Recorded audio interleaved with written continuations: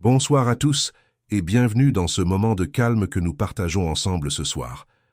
Avant que vous ne fermiez les yeux et que le sommeil ne vous emporte doucement, je vous invite à me suivre dans une histoire qui commence par un mystère simple, une clé trouvée dans un jardin, mais qui va nous mener bien plus loin que vous ne l'imaginez.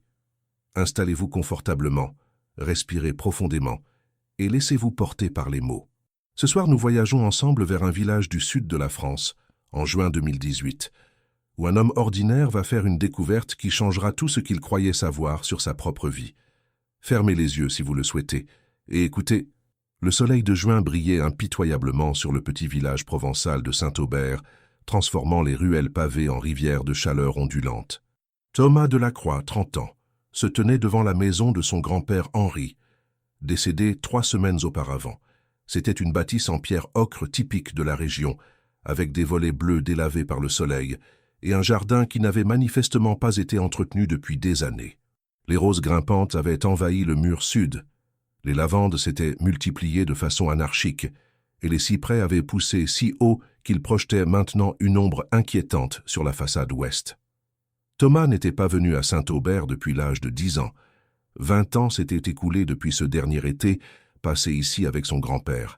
Cet été qui s'était terminé de façon si abrupte et mystérieuse. Un matin, sa mère était venue le chercher précipitamment, le visage fermé, refusant de répondre à ses questions. « Nous ne reviendrons plus ici », avait-elle dit simplement. « Ne me demande pas pourquoi. » Et pendant 20 ans, Thomas n'était jamais revenu, malgré l'affection qu'il portait à son grand-père. Maintenant, Henri était mort, et Thomas était l'unique héritier. Sa mère, Claire Delacroix, avait refusé catégoriquement de venir pour les funérailles ou pour s'occuper de la succession. « Cette maison, ce village, tout ça, je veux que ça reste dans le passé », avait-elle dit au téléphone, sa voix tremblante d'une émotion que Thomas ne parvenait pas à identifier. « Vends la maison, prends l'argent et n'y retourne jamais. » Mais Thomas ne pouvait pas faire ça, pas sans comprendre, pas sans savoir pourquoi sa mère avait coupé tous les ponts avec son propre père pendant 20 ans. Pourquoi elle avait refusé de lui parler, de répondre à ses lettres, de le voir même sur son lit de mort. Il devait y avoir une raison, et Thomas était déterminé à la trouver. Il sortit la clé de la maison de sa poche, une vieille clé en laiton que le notaire lui avait remise, et l'inséra dans la serrure. La porte s'ouvrit avec un grincement qui semblait résonner dans tout le village silencieux. L'intérieur sentait le renfermé et la poussière. Des particules dansaient dans les raies de lumière qui filtraient à travers les volets fermés. Thomas entra lentement, ses pas résonnant sur le carrelage en terre cuite. La maison était exactement comme dans ses souvenirs. Le grand salon avec sa cheminée en pierre, la cuisine avec son vieux fourneau à bois, les meubles provençaux massifs qui semblaient avoir été là depuis toujours. Sur les murs, des photos jaunies montraient 3 générations de Delacroix. Henri jeune homme, Henri avec sa femme Marguerite, décédée bien avant la naissance de Thomas, Henri avec Claire enfant, et quelques photos de Thomas lui-même lors de ses étés d'enfance. Thomas passa la première journée à ouvrir les volets, à aérer les pièces, à faire un inventaire mental de ce qu'il devrait trier. La maison était remplie de souvenirs. Livres anciens, vaisselle en porcelaine, outils de jardinage, vêtements dans les armoires, mais rien qui expliquait le mystère, rien qui donnait un indice sur ce qui s'était passé 20 ans auparavant. Le soir tomba, apportant une fraîcheur bienvenue après la chaleur accablante de la journée. Thomas s'installa sur la terrasse avec un verre de vin trouvé dans la cave, regardant le jardin envahi par la végétation. C'est là que son grand-père avait passé tant d'heures, cultivant ses roses, taillant ses lavandes, s'occupant de ses tomates. Thomas se souvenait de lui enseignant les noms des plantes, lui montrant comment semer, arroser, tailler. C'étaient de bons souvenirs, des souvenirs heureux. Qu'est-ce qui avait tout gâché? Le lendemain matin, Thomas décida de s'attaquer au jardin. Il trouva de vieux outils dans la remise, une bêche, un râteau, des sécateurs, et commença par les roses grimpantes qui avaient complètement envahi le mur. Il travaillait depuis environ 1 heure, transpirant sous le soleil matinal, quand sa bêche heurta quelque chose de dur dans la terre, près de la base du vieux cyprès au centre du jardin. Il creusa plus profondément, s'attendant à trouver une pierre. Mais ce n'était pas une pierre. C'était une boîte métallique, d'environ 30 cm de long et 15 de large, rouillée par les années passées sous terre. Le cœur de Thomas se mit à battre plus vite. Il dégagea complètement la boîte et la sortit du trou. Elle était lourde et fermée par un cadenas ancien, lui aussi rongé par la rouille. Il retourna à la remise et trouva un marteau et un burin. Avec quelques coups bien placés, le vieux cadenas céda. Thomas ouvrit la boîte avec des mains tremblantes. À l'intérieur, enveloppé dans un tissu huilé pour le protéger de l'humidité, se trouvait un cahier en cuir. Et à côté du cahier, une clé. Pas une clé ordinaire. C'était une vieille clé en fer forgé, ornementée, le genre de clé qui ouvre les portes de manoirs anciens ou de coffres précieux. Thomas sortit le cahier et l'ouvrit délicatement. La première page portait une inscription en écriture élégante. Journal de recherche, Henri Delacroix, commencé en mars 1978. Si quelqu'un trouve ceci, sachez que j'ai cherché la vérité pendant 40 ans. Cette clé est la preuve que je n'ai pas abandonné. Elle ouvre quelque chose d'important. Quelque chose que la famille Beaumont voulait garder secret. Mais les secrets finissent toujours par sortir. HD. Thomas sentit un frisson parcourir son échine malgré la chaleur. 1978, c'était l'année de naissance de sa mère. Son grand-père avait commencé ses recherches il y a 40 ans et les avait poursuivies jusqu'à... Quand? Le journal faisait plusieurs centaines de pages. Thomas commença à lire. Les premières entrées étaient denses, remplies de notes sur l'histoire locale, sur une famille appelée les Beaumont, qui avait apparemment dominé Saint-Aubert pendant des siècles. Henri décrivait la grande maison Beaumont sur la colline qui surplombait le village, maintenant abandonné depuis des décennies, et ses recherches sur la famille qui y avait vécu. 27 mars 1978. J'ai trouvé dans les archives municipales une référence à un événement de 1793 pendant la Révolution. La famille Beaumont était l'une des plus puissantes de la région. Le patriarche, Jacques Beaumont, a été guillotiné à Paris comme contre-révolutionnaire. Sa femme, Marie-Anne Beaumont, et leurs 3 enfants ont disparu. L'histoire officielle dit qu'ils ont fui en Italie. Mais j'ai des raisons de croire qu'ils sont restés à Saint-Aubert, cachés quelque part, et je crois savoir où. Thomas continua à lire, fasciné.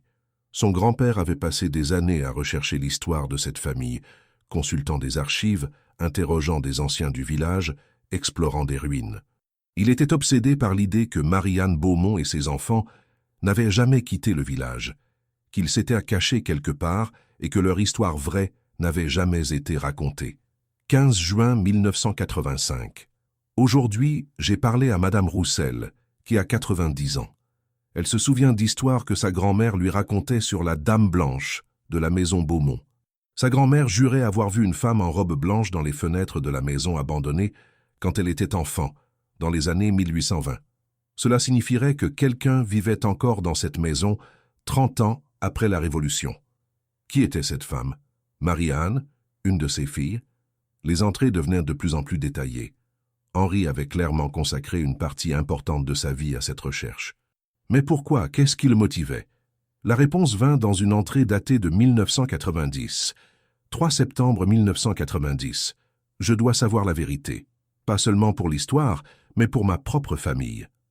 Si ce que je soupçonne est vrai, si les Delacroix descendent vraiment de Marie-Anne Beaumont, alors notre histoire familiale est basée sur un mensonge. Mon père m'a toujours dit que nous étions des paysans ordinaires, sans connexion avec la noblesse. Mais les documents que j'ai trouvés suggèrent autre chose. Je dois le prouver. Pour Claire, pour qu'elle sache d'où elle vient vraiment. Thomas s'arrêta de lire, le souffle coupé. Son grand-père pensait que la famille Delacroix descendait de la noblesse, de cette mystérieuse Marie-Anne Beaumont. C'était pour ça qu'il avait passé 40 ans à chercher. Il continua à parcourir le journal. Les dernières entrées dataient de 1998, l'année où Thomas avait 10 ans, l'année où tout s'était arrêté. 14 juillet 1998. Aujourd'hui, j'ai fait la découverte la plus importante de toutes mes recherches. J'ai trouvé un moyen d'entrer dans la partie scellée de la maison Beaumont. Et j'ai trouvé... Mon Dieu, j'ai trouvé quelque chose qui va tout changer. Je ne peux pas l'écrire ici, c'est trop dangereux. Mais j'ai la clé maintenant. La clé qui prouve tout. Je dois montrer ça à Claire.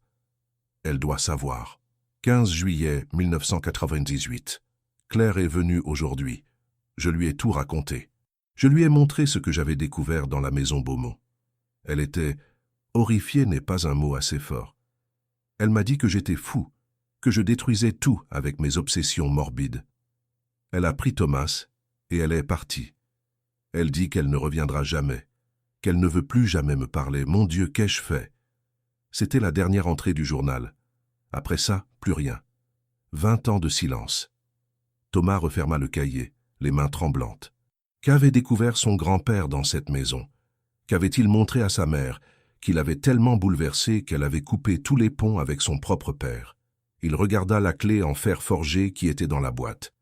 Cette clé ouvrait quelque chose dans la maison Beaumont, quelque chose d'important, quelque chose que sa mère ne voulait manifestement pas qu'il découvre. Thomas prit une décision. Il irait à la maison Beaumont. Il utiliserait cette clé. Et il découvrirait ce que son grand-père avait trouvé 20 ans auparavant, ce secret qui avait détruit sa relation avec sa fille. Le village de Saint-Aubert comptait à peine 300 âmes, et la plupart des habitants connaissaient l'histoire de la maison Beaumont, ou du moins la version officielle. C'était une grande demeure du XVIIIe siècle qui se dressait sur une colline juste à l'extérieur du village, entourée d'un mur de pierre effondré par endroits. Personne n'y habitait depuis au moins 150 ans. Les enfants du village racontaient des histoires de fantômes et osaient leurs amis d'y entrer la nuit. Thomas se renseigna discrètement. Le propriétaire actuel était apparemment un descendant lointain de la famille Beaumont vivant à Paris, qui n'avait jamais mis les pieds dans la propriété. Il y avait eu plusieurs tentatives de vente au fil des années, mais aucune n'avait abouti. La maison était en ruine, dangereuse, et personne ne voulait investir dans sa restauration. Thomas venait de découvrir un journal enterré par son grand-père, révélant 40 ans de recherches obsessionnelles sur une famille noble disparue pendant la Révolution. Et maintenant, il tenait une clé mystérieuse qui ouvrait quelque chose dans une maison abandonnée depuis plus d'un siècle. Qu'avait découvert Henri Delacroix en 1988? Quel secret avait-il révélé à sa fille qui l'avait poussé à le renier? Thomas était sur le point de le découvrir. Le lendemain soir, Thomas attendit que le soleil commence à descendre avant de se diriger vers la maison Beaumont. Il ne voulait pas être vu, non pas qu'il faisait quelque chose d'illégal exactement, mais il préférait la discrétion. Il portait un sac à dos contenant le journal de son grand-père, la clé mystérieuse, une lampe torche puissante et quelques outils au cas où il devrait forcer une porte. La montée vers la colline était plus difficile qu'il ne l'avait imaginé. Le chemin était envahi par la végétation, et à certains endroits, il devait écarter des branches épineuses pour passer. Après 20 minutes d'ascension, il atteignit finalement le mur d'enceinte de la propriété. Comme on le lui avait dit, il était effondré à plusieurs endroits. Il trouva facilement un passage et entra dans ce qui avait autrefois été un magnifique parc à la française. Maintenant, ce n'était plus qu'une jungle. Des arbres avaient poussé au milieu des anciennes allées, des ronces recouvraient ce qui devait être des parterres de fleurs, et une fontaine baroque au centre était remplie d'eau stagnante et de feuilles mortes. Et au bout de l'allée principale se dressait la maison. C'était une demeure imposante de 3 étages en pierre blonde, avec une façade symétrique percée de hautes fenêtres aux volets arrachés ou pendants. Le toit en tuiles rouges s'était effondré par endroits, laissant voir la charpente comme des os exposés. Des vignes grimpaient le long des murs, s'insinuant dans les fenêtres brisées. L'ensemble dégageait une atmosphère de grandeur déchue, de beauté mourante. Thomas s'approcha prudemment. La porte principale était solidement fermée, mais une fenêtre du rez-de-chaussée avait son volet arraché et sa vitre brisée. Il passa par là, se hissant à l'intérieur avec précaution. Il se retrouva dans ce qui devait être un salon. Malgré les décennies d'abandon, on pouvait encore voir des traces de l'ancienne splendeur, des boiseries sculptées sur les murs, un plafond orné de stucs représentant des scènes mythologiques, une cheminée monumentale en marbre blanc. Le sol était jonché de débris, morceaux de plâtre tombés du plafond, feuilles mortes entrées par les fenêtres cassées, fragments de ce qui avait autrefois été de beaux meubles. Thomas alluma sa lampe torche et commença à explorer. La maison était un labyrinthe de pièces qui s'ouvraient les unes sur les autres, salons, salles à manger, bibliothèques, chambres. Tout était dans un état de délabrement avancé, mais partout, il y avait des indices de ce qu'avait été cette maison dans sa gloire. Dans la bibliothèque, des rayonnages s'étendaient du sol au plafond, encore remplis de livres moisis et rongés par les rats. Dans une chambre à l'étage, un lit à baldaquin s'était effondré sur lui-même, les rideaux de velours pourris, pendant en lambeaux. Dans ce qui devait être un boudoir, un miroir rococo pendant de travers sur le mur reflétait la silhouette de Thomas de façon déformée et inquiétante. Mais il ne trouvait rien qui ressemblait à ce que la clé pourrait ouvrir. Aucune porte fermée, aucun coffre, aucune serrure qui corresponde à la clé en fer forgé qu'il portait dans sa poche. Il relut le journal de son grand-père à la lumière de sa lampe torche. Henri parlait d'une partie scellée de la maison. Qu'est-ce que cela signifiait? Thomas réfléchit. Dans les maisons anciennes, il n'était pas rare qu'il y ait des pièces secrètes, des passages cachés, des compartiments dissimulés. Pendant la Révolution, de nombreuses familles nobles avaient créé des cachettes pour protéger leurs biens, ou se cacher elles-mêmes des révolutionnaires. Il recommença son exploration, cette fois en cherchant des anomalies, des murs qui sonnaient creux, des boiseries qui pouvaient dissimuler des portes, des cheminées avec des passages secrets. C'était un travail fastidieux, et la nuit tombait rapidement, rendant la maison encore plus sinistre dans la lumière déclinante. C'est dans la bibliothèque qu'il fit sa première découverte.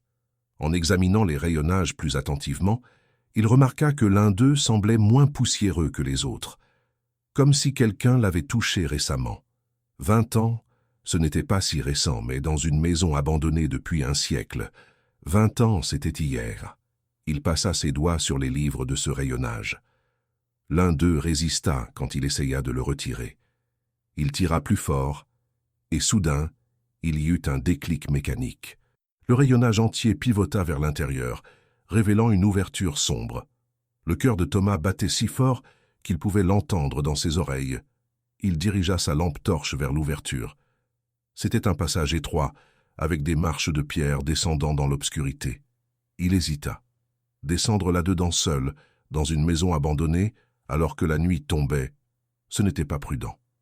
Mais la curiosité était plus forte que la prudence. Il devait savoir. Il commença à descendre les marches, comptant chacune d'elles.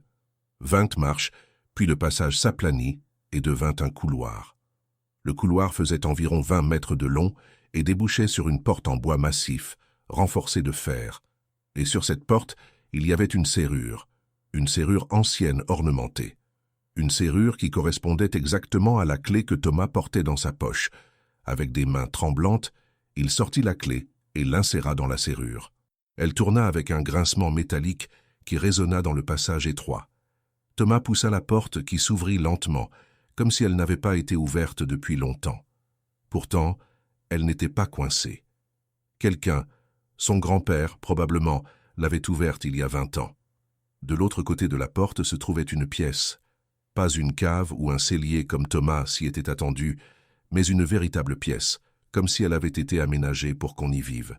Il y avait un lit contre le mur, simple mais bien fait, une table et une chaise, une petite bibliothèque remplie de livres, un coffre en bois, et sur le mur, accroché comme un trophée, un portrait.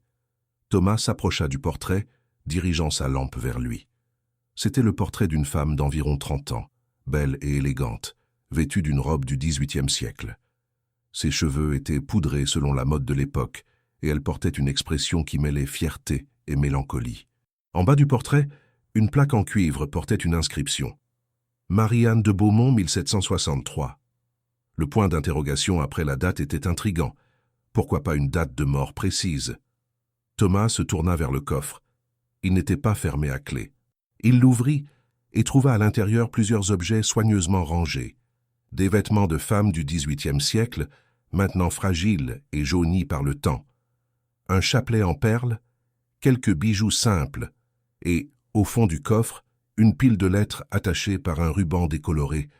Il prit les lettres avec précaution et commença à lire la première. Elle était datée du 15 janvier 1794 et écrite d'une main élégante. « Mon très cher Antoine, si tu lis cette lettre, c'est que je suis morte ou que j'ai finalement trouvé le courage de révéler la vérité. Je t'écris depuis ma prison dorée, cette pièce secrète que j'ai fait aménager dans la maison de ma famille, où je me cache depuis que Jacques a été guillotiné. Le monde croit que j'ai fui en Italie avec nos enfants. C'est ce que je voulais qu'on croie. Mais la vérité est tout autre. Je suis resté ici à Saint-Aubert, dans cette pièce cachée, parce que je ne pouvais pas partir, pas après ce que j'avais fait. Tu vois, Antoine, mon mari Jacques n'était pas un homme bon. Le monde le voit comme un martyr de la noblesse, un innocent victime de la terreur. Mais tu sais la vérité, toi. Tu sais qu'il complotait vraiment contre la République. Tu sais qu'il avait rassemblé une armée secrète pour renverser le nouveau gouvernement. Tu sais qu'il prévoyait de massacrer tous ceux qui s'étaient opposés à l'ancien régime. Et tu sais que c'est moi qui l'ai dénoncé. Oui, mon amour, c'est moi qui ai envoyé la lettre aux autorités révolutionnaires, révélant les plans de Jacques. C'est moi qui ai causé son arrestation et son exécution. Pas par loyauté envers la République, je me moque de la politique, mais parce que je ne pouvais pas laisser Jacques commettre les atrocités qu'il planifiait. Il voulait tuer des centaines de personnes, des gens innocents, des familles entières, et il l'aurait fait avec plaisir, au nom de la restauration de l'ordre ancien. Je ne pouvais pas le permettre. Alors je l'ai trahi, et maintenant je dois vivre avec ce que j'ai fait. Les enfants pensent que leur père était un héros. Je ne peux pas leur dire la vérité. Pas maintenant. Peut-être un jour. Ou peut-être que cette lettre sera découverte longtemps après ma mort, et la vérité sera finalement connue. Tout mon amour, Marianne.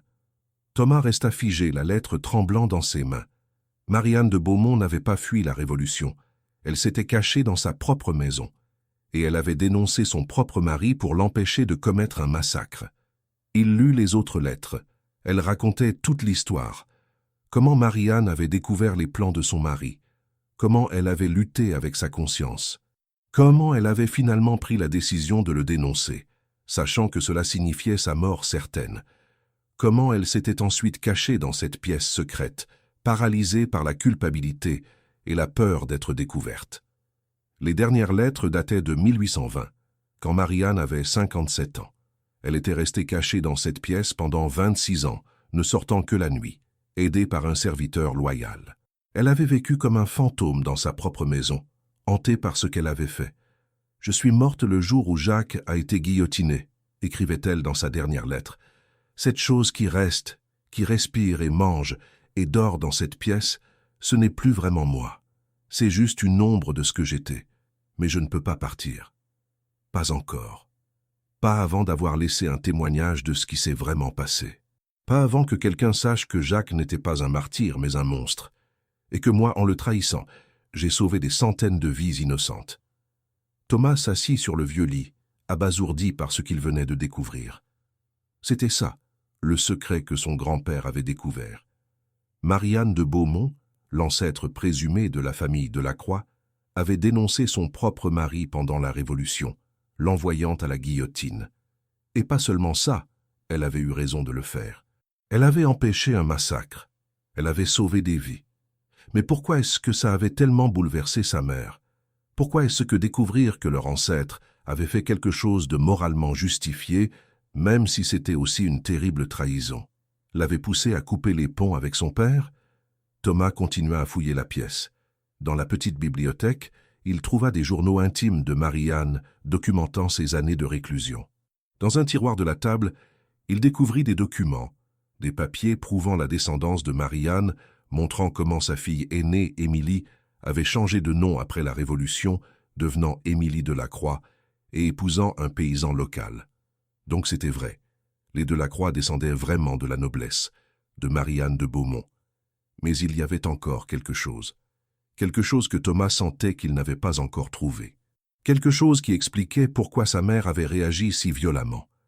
Il chercha plus attentivement, et finalement, dans une fente dissimulée derrière le portrait de Marianne, il trouva une dernière lettre.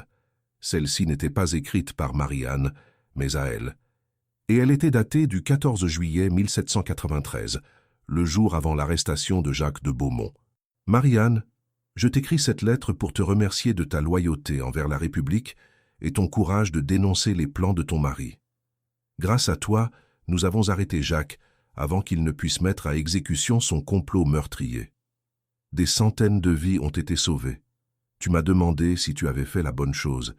Je te le dis maintenant, oui. Tu as choisi l'humanité au-delà de la loyauté familiale. Tu as choisi la vie d'innocent au-delà de ton propre confort. C'est le plus grand acte de courage que j'ai jamais vu. Mais je comprends aussi ton besoin de te cacher, ta peur des représailles. Les familles des nobles exécutés ne comprendront pas ta décision. Pour eux, tu seras toujours la traîtresse qui a envoyé son mari à la guillotine. C'est pour ça que je t'aide à créer cette histoire de fuite en Italie. C'est pour ça que je garde ton secret, Reste caché aussi longtemps que nécessaire, et sache que tu as fait ce qui était juste. Ton ami et allié dans la République, Antoine Delacroix. Thomas lâcha la lettre, le souffle coupé. Antoine Delacroix, le paysan qu'Émilie avait épousé, fondant la lignée Delacroix. Il n'était pas un paysan ordinaire. C'était lui qui avait aidé Marie-Anne. C'était lui qui avait gardé son secret. Et apparemment, c'était lui qui avait été... Thomas relut la lettre plus attentivement. Ton ami et allié dans la République. Les mots avaient une intimité qui allait au-delà de la simple alliance politique, et le fait qu'Émilie, la fille de Marie-Anne, ait épousé Antoine... Mon Dieu! Antoine était-il le vrai père d'Émilie? Marie-Anne et Antoine avaient-ils une liaison? Est-ce que toute la descendance de Lacroix n'était pas seulement basée sur la noblesse des Beaumont, mais aussi sur un adultère? C'était ça le secret qui avait détruit la relation entre Henri et Claire. Henri avait découvert que leur famille descendait non seulement d'une femme qui avait trahi et tué son mari, mais aussi que cette même femme avait eu un enfant avec un autre homme, que tout l'héritage familial était basé sur la trahison et le mensonge. Pour Henri, obsédé par l'histoire et la vérité, c'était une découverte fascinante, quelque chose à célébrer. Mais pour Claire, Thomas pouvait imaginer comment elle avait réagi. Elle avait probablement vu cela comme une honte, comme quelque chose de sordide qui entachait toute la famille. Thomas venait de découvrir le secret qui avait hanté son grand-père pendant 40 ans et détruit sa relation avec sa fille. Marie-Anne de Beaumont avait trahi son mari pour sauver des vies, s'était cachée pendant 26 ans dans sa propre maison et avait apparemment eu un enfant avec l'homme qui l'avait aidé. Mais pourquoi cette vérité vieille de plus de 200 ans avait-elle un tel pouvoir sur le présent? Et qu'allait faire Thomas maintenant qu'il la connaissait? Thomas resta dans la pièce secrète jusqu'à tard dans la nuit, lisant et relisant les lettres et les journaux de Marie-Anne. Plus il lisait, plus il comprenait cette femme qui avait vécu il y a plus de 2 siècles. Elle n'était pas un monstre qui avait trahi son mari par malice. Elle était une femme qui avait fait un choix moral impossible, sauver des innocents en sacrifiant l'homme qu'elle avait épousé.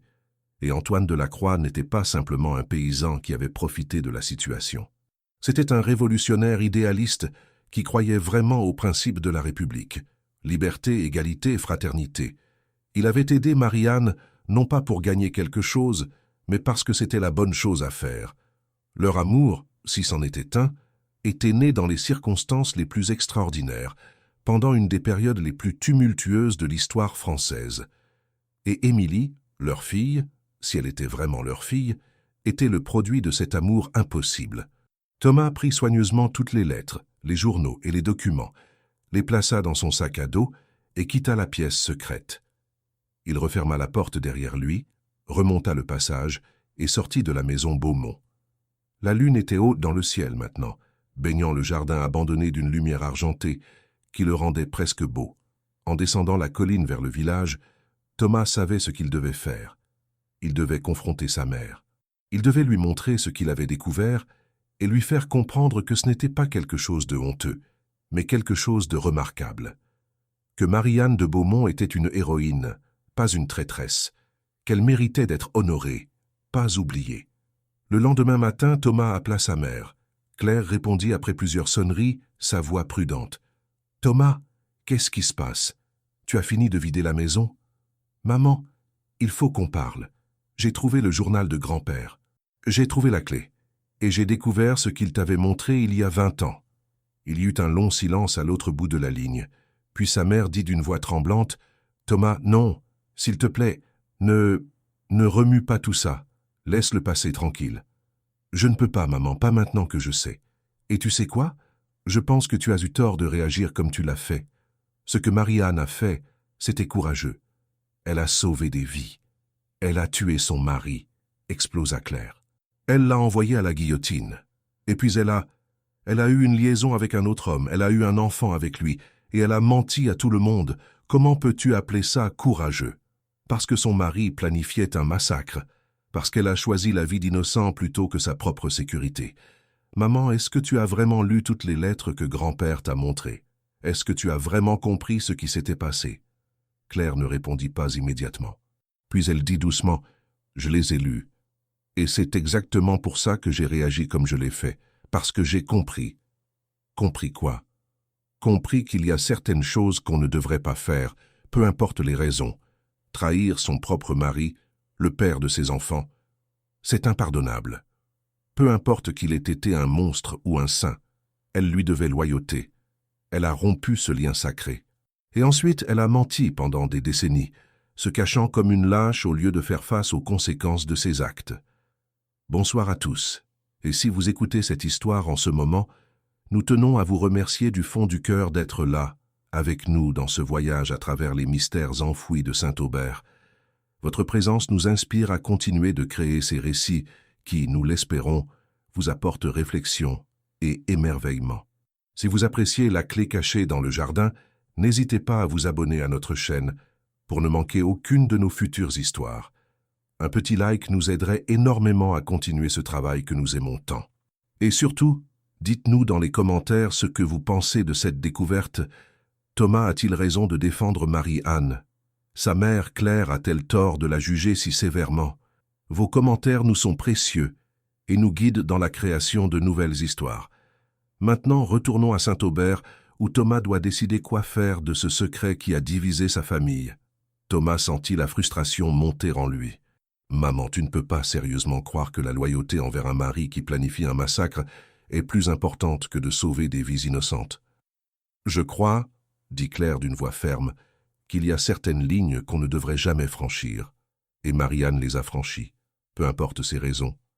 Et ton grand-père, il était tellement obsédé par cette histoire qu'il ne voyait pas à quel point c'était sordide. Il voulait que nous soyons fiers de descendre de cette femme, fiers d'avoir du sang noble, comme si ça effaçait le fait que tout était basé sur la trahison et le mensonge. Ce n'est pas juste de la trahison, maman, c'est du courage moral.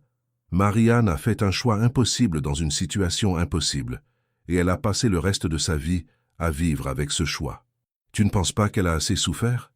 Tu ne penses pas qu'elle mérite un peu de compréhension, même 200 ans plus tard? Claire resta silencieuse pendant un long moment. Puis elle dit, « Thomas, je vais te dire quelque chose que je n'ai jamais dit à personne. Quand ton grand-père m'a montré ses lettres, quand il m'a raconté toute l'histoire, ce n'est pas Marie-Anne que j'ai vue. C'était moi. Quoi? Ton père. Il y a des choses que tu ne sais pas sur lui. Des choses que je n'ai jamais voulu que tu saches. Il n'était pas l'homme que tu crois. » Thomas sentit son sang se glacer. « Qu'est-ce que tu veux dire? Ton père était violent, Thomas. Pas physiquement, du moins, pas souvent, mais émotionnellement. Il me contrôlait, m'isolait de ma famille et de mes amis. Et quand j'ai finalement trouvé le courage de le quitter, quand tu avais 5 ans, tout le monde m'a dit que j'avais tort, que je devais rester pour toi, que la loyauté envers un mari était plus importante que mon propre bien-être. » Thomas ne savait pas quoi dire. Il ne se souvenait presque pas de son père, qui était mort dans un accident de voiture quand Thomas avait 6 ans. Claire continua. « Alors, quand papa m'a montré ses lettres, quand il m'a demandé d'être fier de Marie-Anne pour avoir fait ce qui était juste en trahissant son mari, tout ce que je pouvais penser, c'était que si j'avais tué ton père pour t'échapper à lui, est-ce que papa m'aurait célébré aussi? Est-ce qu'il aurait dit que c'était du courage moral? Maman? » Thomas ne savait pas quoi dire. Il n'avait jamais su que sa mère avait vécu quelque chose de si difficile. « Je ne justifie pas ce que Marie-Anne a fait, » dit Claire, « mais je ne peux pas non plus la célébrer, parce que pour moi, son histoire n'est pas une histoire de courage. C'est une histoire de choix impossible et de conséquences terribles. Et je ne veux pas que cette histoire définisse notre famille. Je ne veux pas que chaque fois que quelqu'un mentionne le nom Delacroix, il pense à la femme qui a trahi son mari et s'est cachée dans le honte pendant 26 ans. » Thomas comprenait maintenant. Ce n'était pas vraiment Marie-Anne que sa mère rejetait. C'était le reflet qu'elle voyait d'elle-même dans cette histoire.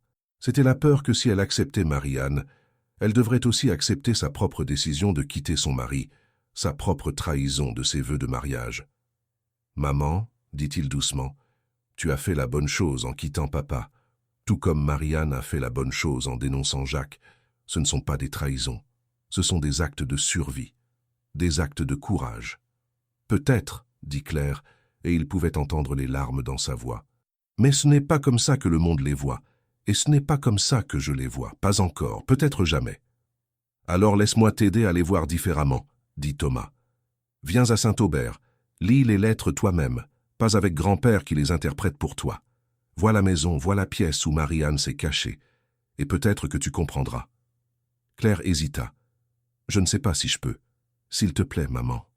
Pour moi, pour grand-père, et pour toi-même. » Après un long silence, Claire soupira. « D'accord, je viendrai, mais je ne te promets rien. » 2 jours plus tard, Claire arriva à Saint-Aubert. C'était la première fois qu'elle revenait au village depuis 20 ans. Thomas la vit descendre de sa voiture et fut frappé par combien elle avait vieilli. Elle avait 50 ans maintenant, ses cheveux commençant à grisonner, des rides autour de ses yeux, mais elle était toujours sa mère, et il l'embrassa chaleureusement. « Merci d'être venu, dit-il. »« Je ne suis pas sûr que ce soit une bonne idée, répondit-elle, regardant nerveusement la maison de son père. « Mais tu avais raison. Il est temps que je fasse face à tout ça. » Thomas lui fit d'abord visiter la maison de Henri. Claire marcha lentement à travers les pièces, touchant les meubles, regardant les photos sur les murs. Elle s'arrêta devant une photo de elle et son père quand elle était enfant, tous les deux souriant dans le jardin. « Il était un bon père, dit-elle doucement. C'est pour ça que ça m'a tellement blessée quand il ne pouvait pas comprendre pourquoi cette histoire me bouleversait tant. »« Je pense qu'il comprenait, dit Thomas. Je pense juste qu'il ne savait pas comment le dire. Lis son journal. Il parle de toi tout le temps, de combien il t'aimait, de combien il regrettait de t'avoir fait du mal avec ses découvertes. » Ils passèrent l'après-midi à lire ensemble le journal de Henri. Claire pleurait parfois, surtout quand elle lisait les entrées après leur dispute, où Henri exprimait son incompréhension et son chagrin. « Il ne comprenait vraiment pas, dit-elle. Il voyait Marie-Anne comme une héroïne, et il ne pouvait pas comprendre pourquoi je ne la voyais pas de la même façon. »« Et maintenant ?» demanda Thomas. « Comment la vois-tu maintenant ?» Claire secoua la tête. « Je ne sais pas encore. Montre-moi le reste. Montre-moi la maison Beaumont. » Ce soir-là, alors que le soleil commençait à descendre, Thomas emmena sa mère à la maison Beaumont. Ils montèrent la colline ensemble, passèrent le mur effondré, traversèrent le jardin sauvage. Claire s'arrêta devant la maison, la regardant avec une expression que Thomas ne pouvait pas déchiffrer. « C'est ici qu'elle a vécu, » murmura Claire, « dans cette grande maison, avec ses enfants, avec son mari qui planifiait des meurtres, et ensuite, c'est ici qu'elle s'est cachée pendant 26 ans. » Ils entrèrent dans la maison, et Thomas la guida vers la bibliothèque, lui montra le rayonnage secret, la descendit dans le passage. Quand ils atteignirent la porte en fer, il lui tendit la clé. « C'est toi qui devrais l'ouvrir, » dit-il. Claire prit la clé avec des mains tremblantes. Elle la mit dans la serrure et la tourna. La porte s'ouvrit, révélant la pièce secrète exactement comme Thomas l'avait laissée. Claire entra lentement, regardant autour d'elle avec émerveillement. Le lit, la table, la bibliothèque, le coffre, et sur le mur le portrait de Marie-Anne, belle et mélancolique. « C'est elle, » dit Claire, « c'est vraiment elle. » Elle s'approcha du portrait, le regardant longuement, puis elle se tourna vers Thomas. « Montre-moi les lettres, montre-moi tout. » Ils passèrent des heures dans cette pièce, Claire lisant chaque lettre, chaque page des journaux. Thomas la regardait, essayant de lire son expression, de comprendre ce qu'elle pensait. Mais son visage restait neutre, concentré. Finalement, alors que la nuit était complètement tombée et qu'ils n'avaient plus que la lumière de leur lampe torche, Claire posa la dernière lettre et resta silencieuse pendant un long moment. « Alors ?» demanda finalement Thomas. « Qu'est-ce que tu en penses ?» Claire leva les yeux vers lui et il vit qu'elle pleurait. « Je pense, dit-elle lentement, que c'était une femme remarquable et qu'elle a fait quelque chose d'incroyablement difficile et qu'elle a vécu avec les conséquences pendant toute sa vie. Donc tu ne penses plus que c'était juste de la trahison. »« Je pense que c'était de la trahison, » dit Claire, « mais je pense aussi que parfois la trahison est la seule option morale. Parfois, nous devons trahir notre loyauté envers une personne pour rester fidèle à notre conscience. Marie-Anne a choisi sa conscience. Elle a choisi de sauver des vies au lieu de protéger son mari. Et elle a payé le prix pendant 26 ans. » Elle se leva et s'approcha du portrait. « Je comprends maintenant pourquoi papa voulait que nous soyons fiers d'elle. Pas parce qu'elle avait du sang noble, mais parce qu'elle a eu le courage de faire ce qui était juste même quand c'était terrifiant. »« Donc tu lui pardonnes ?» demanda Thomas. « Tu pardonnes à grand-père ?» Claire se tourna vers lui. « Papa est mort, Thomas. Je ne peux plus lui pardonner en personne. Mais oui, je lui pardonne. Je comprends maintenant pourquoi cette histoire était si importante pour lui, et je regrette de ne pas avoir essayé de comprendre il y a 20 ans. Ce n'est pas ta faute, maman. Tu avais tes propres batailles à livrer. Peut-être, mais j'aurais dû être plus ouverte, j'aurais dû écouter. Elle regarda de nouveau le portrait. Marie-Anne, si tu peux m'entendre quelque part, je veux que tu saches que je comprends maintenant. Je comprends pourquoi tu as fait ce que tu as fait, et je suis fier de descendre de toi. Mère et fils se tenaient dans la pièce secrète où Marie-Anne s'était cachée 2 siècles auparavant, et pour la première fois depuis 20 ans, ils comprenaient. Ils comprenaient le courage qu'il faut pour trahir ce qu'on aime, pour protéger ce qui est juste. Mais leur voyage à travers le passé n'était pas encore terminé. Il y avait encore une chose que Thomas devait découvrir. Le lendemain, Thomas et Claire passèrent la journée à organiser les documents qu'ils avaient trouvés. Les lettres de Marie-Anne, ses journaux, les papiers prouvant la descendance, tout devait être préservé, catalogué, protégé. C'était un trésor historique inestimable. Nous devrions en parler aux archives départementales, dit Claire. Ces documents devraient être dans un musée, où ils peuvent être préservés correctement et où les historiens peuvent les étudier. Tu es sûr ? Demanda Thomas. Une fois que nous les rendons publics, toute l'histoire sortira. Tout le monde saura que Marie-Anne a dénoncé son mari, qu'elle s'est cachée, qu'elle a eu une liaison avec Antoine. Je sais, dit Claire, mais c'est la vérité. Et la vérité mérite d'être connue. Marie-Anne a vécu cachée pendant 26 ans parce qu'elle avait peur de ce que les gens penseraient. Mais nous n'avons pas à vivre comme ça. Nous pouvons honorer sa mémoire en racontant son histoire, honnêtement et complètement. Thomas sourit. Grand-père serait fier de toi. J'espère, dit Claire doucement. Mais avant de contacter les archives, Thomas voulait faire une dernière chose. Il voulait retourner à la maison Beaumont et examiner plus attentivement la pièce secrète. Il avait le sentiment qu'il manquait encore quelque chose, qu'il n'avait pas tout découvert. Claire décida de rester à la maison de Henri pour continuer à trier les affaires. « Je pense que j'ai besoin de passer du temps ici, » dit-elle. « Pour me reconnecter avec papa d'une certaine façon. Vas-y, fais ce que tu dois faire. » Thomas retourna donc seul à la maison Beaumont. Cette fois, en plein jour, la maison semblait moins sinistre, juste triste et abandonnée. Il entra par la fenêtre cassée et descendit directement à la pièce secrète. À la lumière du jour filtrant faiblement par les fentes de la porte, il examina la pièce plus soigneusement.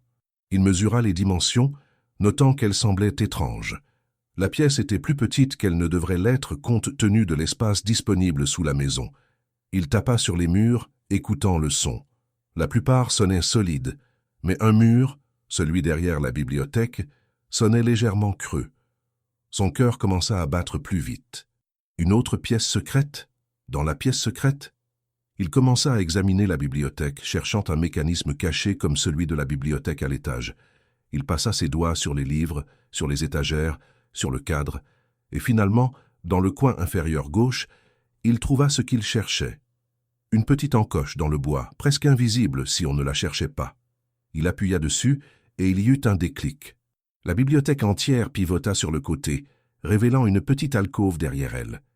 Dans cette alcôve se trouvait un autre coffre, plus petit que celui qu'il avait déjà trouvé. Thomas l'ouvrit avec des mains tremblantes. À l'intérieur, il y avait plus de documents. Mais pas des lettres cette fois, c'étaient des registres, des listes de noms, des plans détaillés. Thomas commença à les lire, et au fur et à mesure qu'il comprenait ce qu'il regardait, il sentit sa bouche s'assécher. Ce n'étaient pas seulement les plans du complot de Jacques de Beaumont. C'étaient les noms de toutes les personnes qu'il prévoyait de tuer, plus de 300 noms, organisés par village et par famille. Des hommes, des femmes, des enfants.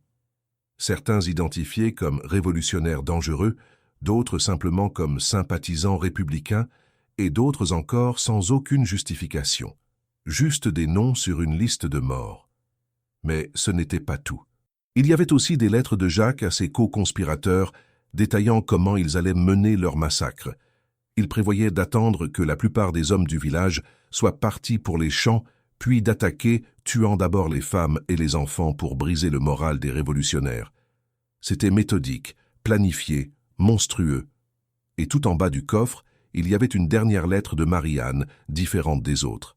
Celle-ci était datée du 13 juillet 1793, la veille de sa dénonciation de Jacques. Que Dieu me pardonne pour ce que je vais faire demain, mais je ne peux pas laisser Jacques commettre ces atrocités. J'ai vu les listes, j'ai lu les plans.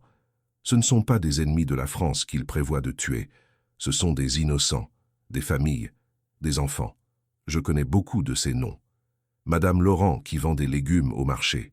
Monsieur Petit, le forgeron qui a toujours été gentil avec nos enfants. La famille Rousseau au complet, le père, la mère et leurs 5 enfants, le plus jeune ayant seulement 3 ans. Jacques dit que c'est nécessaire, que ces gens ont détruit l'ordre ancien et doivent payer, mais ils n'ont rien détruit. Ils veulent juste vivre leur vie, élever leurs enfants, cultiver leurs champs. Je ne peux pas le laisser faire, même si cela signifie le trahir, même si cela signifie sa mort. Parce que sauver 300 innocents vaut plus que ma loyauté envers un homme, même si cet homme est mon mari. Demain, j'enverrai la lettre aux autorités révolutionnaires. Je leur dirai tout. Et ensuite, je devrai vivre avec ce que j'ai fait. Mais au moins, toutes ces familles vivront. Au moins, tous ces enfants grandiront. C'est tout ce qui compte. Que Dieu me pardonne. Que mes enfants me pardonnent un jour. Que l'histoire me pardonne. Mais même si personne ne me pardonne, j'aurais fait ce qui était juste. Marie-Anne de Beaumont. Thomas resta assis dans le noir, tenant ces documents qui prouvaient sans aucun doute que Marie-Anne avait fait la bonne chose. Jacques de Beaumont n'était pas un noble martyr. C'était un monstre qui planifiait un massacre de masse. Et Marie-Anne l'avait arrêté. Il remonta à la surface et courut jusqu'à la maison de Henri. Claire était dans le jardin, arrosant les roses que son père avait autrefois cultivées. « Maman !»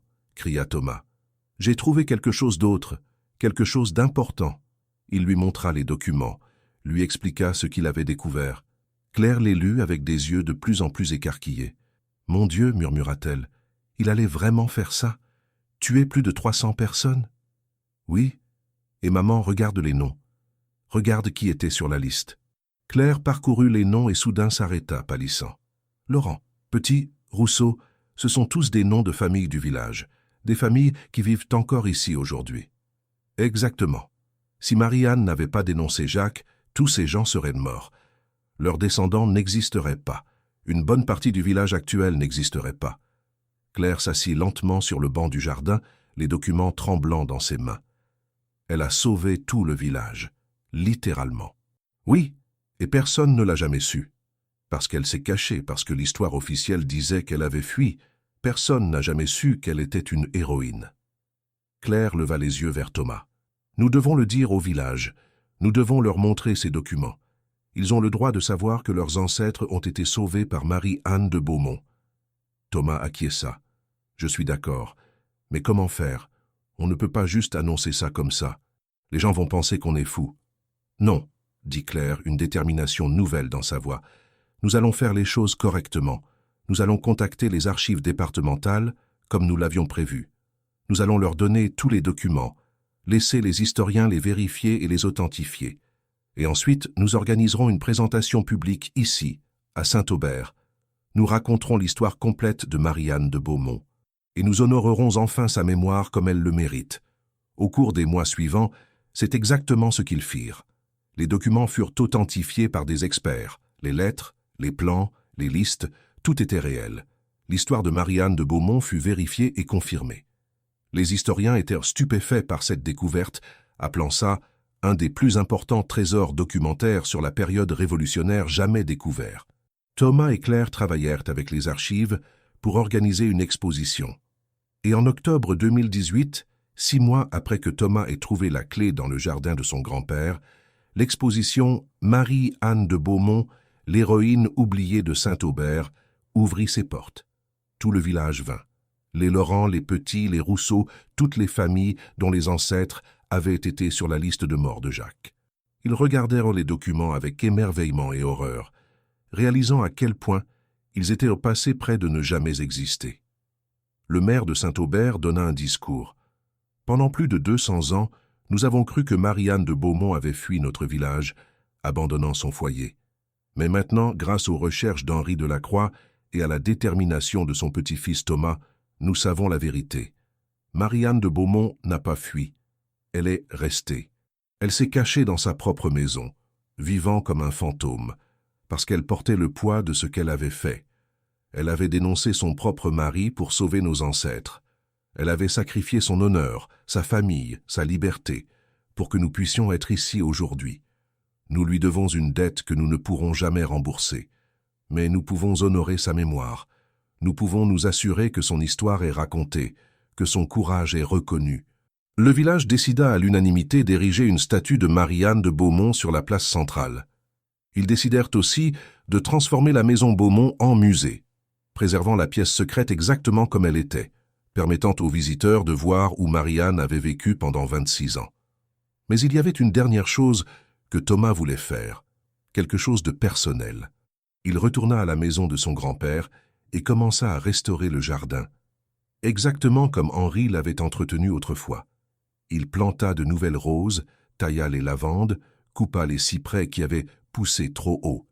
Et au centre du jardin, là où il avait trouvé la boîte métallique avec le journal et la clé, il planta un rosier blanc. « C'est pour toi, grand-père », dit-il, en tassant la terre autour des racines. « Tu avais raison, Marie-Anne méritait d'être honorée. Tu as passé 40 ans à chercher la vérité, et maintenant, grâce à toi, tout le monde la connaît. Je suis fier de toi, et je suis fier de descendre de Marie-Anne de Beaumont. » Claire le rejoignit dans le jardin. Ensemble, ils arrosèrent le nouveau rosier, regardant le soleil se coucher sur Saint-Aubert. « Tu sais, dit Claire, j'ai pensé à quelque chose. Marie-Anne a écrit dans ses lettres qu'elle espérait qu'un jour, quelqu'un découvrirait la vérité. Qu'un jour son histoire serait racontée.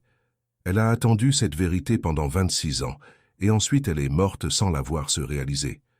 Mais maintenant, plus de 200 ans plus tard, c'est enfin arrivé. Sa vérité est connue.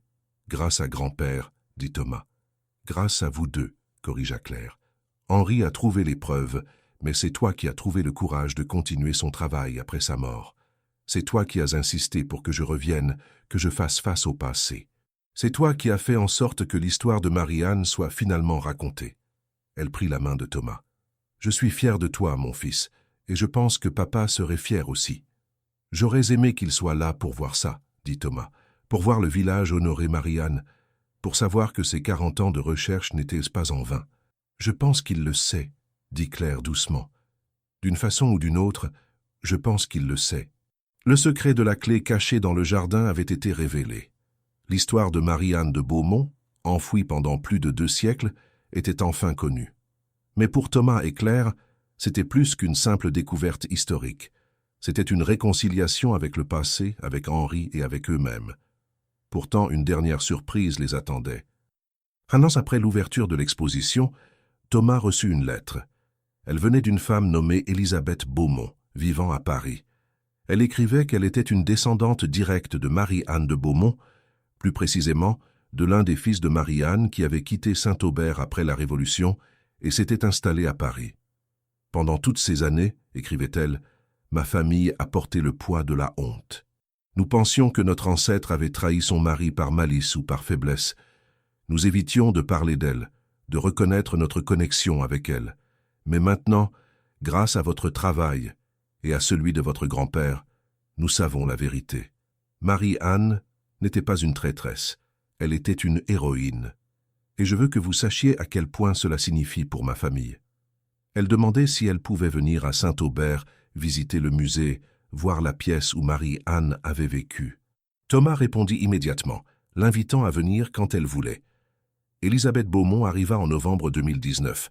C'était une femme élégante d'environ 70 ans, avec des cheveux blancs soigneusement coiffés et une dignité naturelle qui rappelait à Thomas le portrait de Marie-Anne. Thomas et Claire la rencontrèrent à la gare et l'emmenèrent directement au musée Beaumont, comme la maison était maintenant connue. Élisabeth marcha lentement à travers les pièces restaurées, regardant les portraits de ses ancêtres, lisant les panneaux explicatifs qui racontaient l'histoire de la famille. Quand ils arrivèrent à la bibliothèque et que Thomas lui montra le passage secret, Élisabeth s'arrêta émue. « C'est ici, » murmura-t-elle. « C'est vraiment ici qu'elle s'est cachée. » Ils descendirent ensemble dans la pièce secrète. Celle-ci avait été soigneusement préservée, mais des lumières modernes avaient été installées et des vitrines protégèrent maintenant les objets les plus fragiles. Le portrait de Marie-Anne était toujours sur le mur, restauré professionnellement, ses couleurs ravivées. Élisabeth s'approcha du portrait et le regarda longuement. Puis elle sortit quelque chose de son sac. Un autre portrait, plus petit, peint à l'huile sur bois. « C'est mon ancêtre direct, » dit-elle. « Charles de Beaumont, le fils aîné de Marie-Anne. Ce portrait a été dans ma famille pendant 200 ans. Je voulais que vous le voyiez. » Thomas et Claire regardèrent le portrait. C'était un jeune homme d'environ 20 ans, avec des traits délicats et des yeux pensifs. Et en regardant de plus près, Thomas réalisa quelque chose. « Il ne ressemble pas à Jacques de Beaumont, » dit-il. Il y avait d'autres portraits de Jacques dans le musée, et la ressemblance était absente. « Non, » dit Élisabeth avec un léger sourire. « Il ressemble à Antoine de la Croix, parce que c'était son père. » Claire et Thomas échangèrent un regard surpris. « Vous savez ?» demanda Claire. « Nous avons toujours su, » répondit Élisabeth. C'était un secret de famille, transmis de génération en génération. Charles n'était pas le fils de Jacques, ni Émilie d'ailleurs. Ils étaient tous les deux les enfants d'Antoine. Marie-Anne et Antoine avaient commencé leur liaison bien avant la Révolution, avant que Marie-Anne ne découvre les plans de Jacques. Elle s'assit sur le vieux lit, maintenant protégé par une barrière de velours. Marie-Anne aimait Antoine depuis qu'elle était jeune. Mais elle avait été mariée à Jacques par arrangement, pour unir deux familles nobles. C'était un mariage sans amour, sans affection. Jacques était cruel et distant. Antoine était gentil et passionné. Quand ils sont devenus amants, c'était inévitable. Donc quand Marie-Anne a dénoncé Jacques, dit Thomas lentement, ce n'était pas seulement pour sauver des innocents, c'était aussi pour pouvoir être avec Antoine. Peut-être, admit Élisabeth, ou peut-être que ses motivations étaient vraiment pures, et que son amour pour Antoine était séparé de sa décision de dénoncer Jacques. Nous ne le saurons jamais avec certitude, mais je pense que les deux peuvent être vrais en même temps. Elle pouvait vouloir sauver des vies et vouloir être avec l'homme qu'elle aimait. Ces désirs n'étaient pas mutuellement exclusifs. « Qu'est-il arrivé à Antoine ?» demanda Claire. Les documents mentionnent qu'il a aidé Marie-Anne à se cacher, qu'il l'a visitée dans cette pièce. Mais ensuite, il a vécu à Saint-Aubert jusqu'à sa mort en 1825, dit Élisabeth. Il n'a jamais épousé personne d'autre, bien que Marie-Anne soit restée cachée. Il la visitait régulièrement, lui apportant de la nourriture, des nouvelles du monde extérieur. Leurs enfants, Charles et Émilie, savaient la vérité sur leur parenté. Charles est parti à Paris pour échapper au scandale, mais Émilie est restée, comme vous le savez, fondant la lignée de la Croix. Donc nos deux familles, dit Thomas, les Beaumont et les de la Croix, descendent toutes les deux de Marie-Anne et Antoine. Exactement. Nous sommes cousins, d'une certaine façon, séparés par 200 ans et des choix familiaux différents, mais liés par le sang. Élisabeth se leva et fit face à Thomas et Claire. « Je suis venu ici pour vous remercier.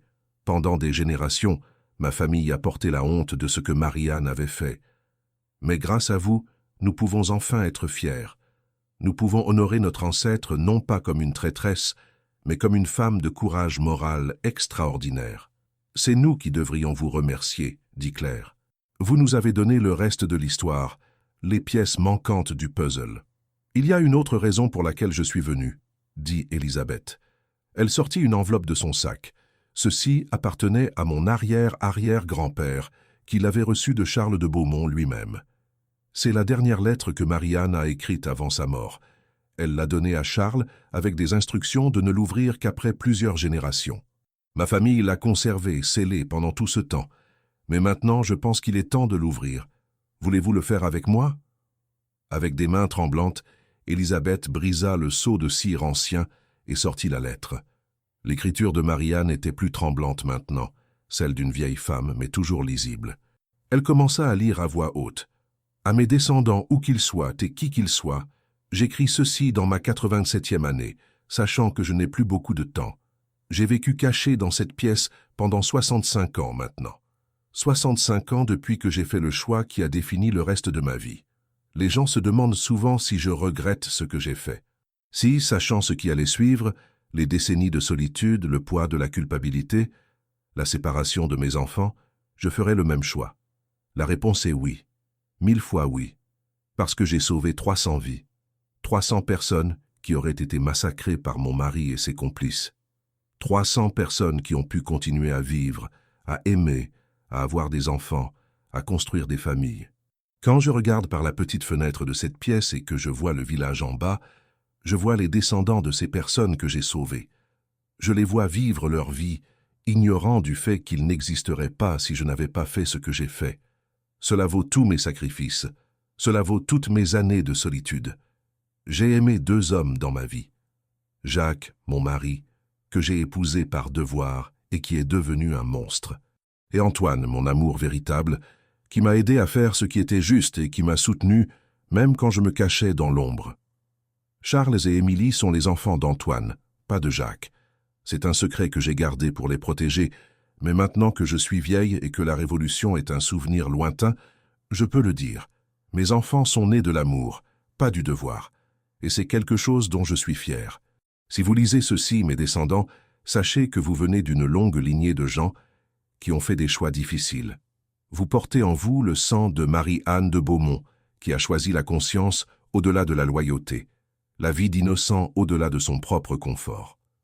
Portez ce sang avec fierté, faites les choix difficiles quand ils doivent être faits, et n'oubliez jamais que parfois, faire ce qui est juste signifie trahir ce qui est attendu. Avec tout mon amour à travers les siècles, Marie-Anne de Beaumont, écrit le 3 avril 1850. Le silence remplit la pièce secrète quand Élisabeth finit de lire. Les 3 personnes, Thomas, Claire et Élisabeth, restèrent immobiles, absorbant les mots de Marie-Anne qui avait été morte depuis presque 170 ans, mais dont la voix résonnait encore. « Elle ne regrettait rien », murmura finalement Claire. Après 65 ans de solitude, elle ne regrettait rien. Parce qu'elle savait qu'elle avait fait ce qui était juste, dit Thomas. C'est tout ce qui comptait pour elle. Élisabeth plia soigneusement la lettre. Cette lettre devrait être ajoutée à l'exposition, avec votre permission, bien sûr, puisque c'est votre musée. Ce n'est pas notre musée, dit Claire, c'est le musée de Marie-Anne. Et oui, absolument, cette lettre doit être ici. C'est ses derniers mots à nous tous. Ils remontèrent ensemble de la pièce secrète. Le musée fermait pour la journée, et ils étaient seuls dans la grande maison. En sortant, Élisabeth s'arrêta et regarda en arrière. « Vous savez, dit-elle, je me demande si Marie-Anne aurait imaginé que sa maison deviendrait un musée, que des centaines de personnes viendraient chaque année pour apprendre son histoire, pour honorer son courage. Je pense qu'elle aurait été heureuse, dit Thomas. Elle voulait que la vérité soit connue, et maintenant, elle l'est. Grâce à votre grand-père Henri, dit Élisabeth, grâce à son obstination à chercher la vérité pendant 40 ans. Et grâce à une clé cachée dans un jardin, ajouta Claire avec un sourire. Si Thomas n'avait pas décidé de nettoyer ce jardin, si sa bêche n'avait pas heurté cette boîte métallique, rien de tout ça ne serait arrivé. Le destin, dit Élisabeth, ou peut-être que Marie-Anne veillait sur nous, s'assurant que son histoire serait finalement racontée. Cette nuit-là, les 3 dînèrent ensemble dans un restaurant du village. Autour d'eux, les habitants de Saint-Aubert mangeaient et riaient, vivant leur vie ordinaire, la plupart inconscients qu'ils devaient à leur existence même à une femme qui avait fait un choix extraordinaire il y a plus de 200 ans. Mais quelques-uns reconnaissaient Thomas et Claire, les saluant chaleureusement. Madame Laurent, la marchande de légumes dont l'ancêtre avait été sur la liste de mort de Jacques, leur apporta une bouteille de vin. « Pour vous remercier, dit-elle simplement, pour avoir révélé la vérité sur Marie-Anne. » Monsieur Petit, le forgeron du village dont l'ancêtre du même nom avait aussi été sur la liste, s'arrêta à leur table. Ma grand-mère me racontait toujours des histoires sur la Dame Blanche qu'on voyait parfois aux fenêtres de la maison Beaumont. Maintenant, je sais que c'était vraiment Marie-Anne, la femme qui a sauvé notre famille. Et Madame Rousseau, l'institutrice du village, leur dit « Nous enseignons maintenant l'histoire de Marie-Anne à l'école. Les enfants apprennent que le courage ne signifie pas toujours faire ce qui est populaire.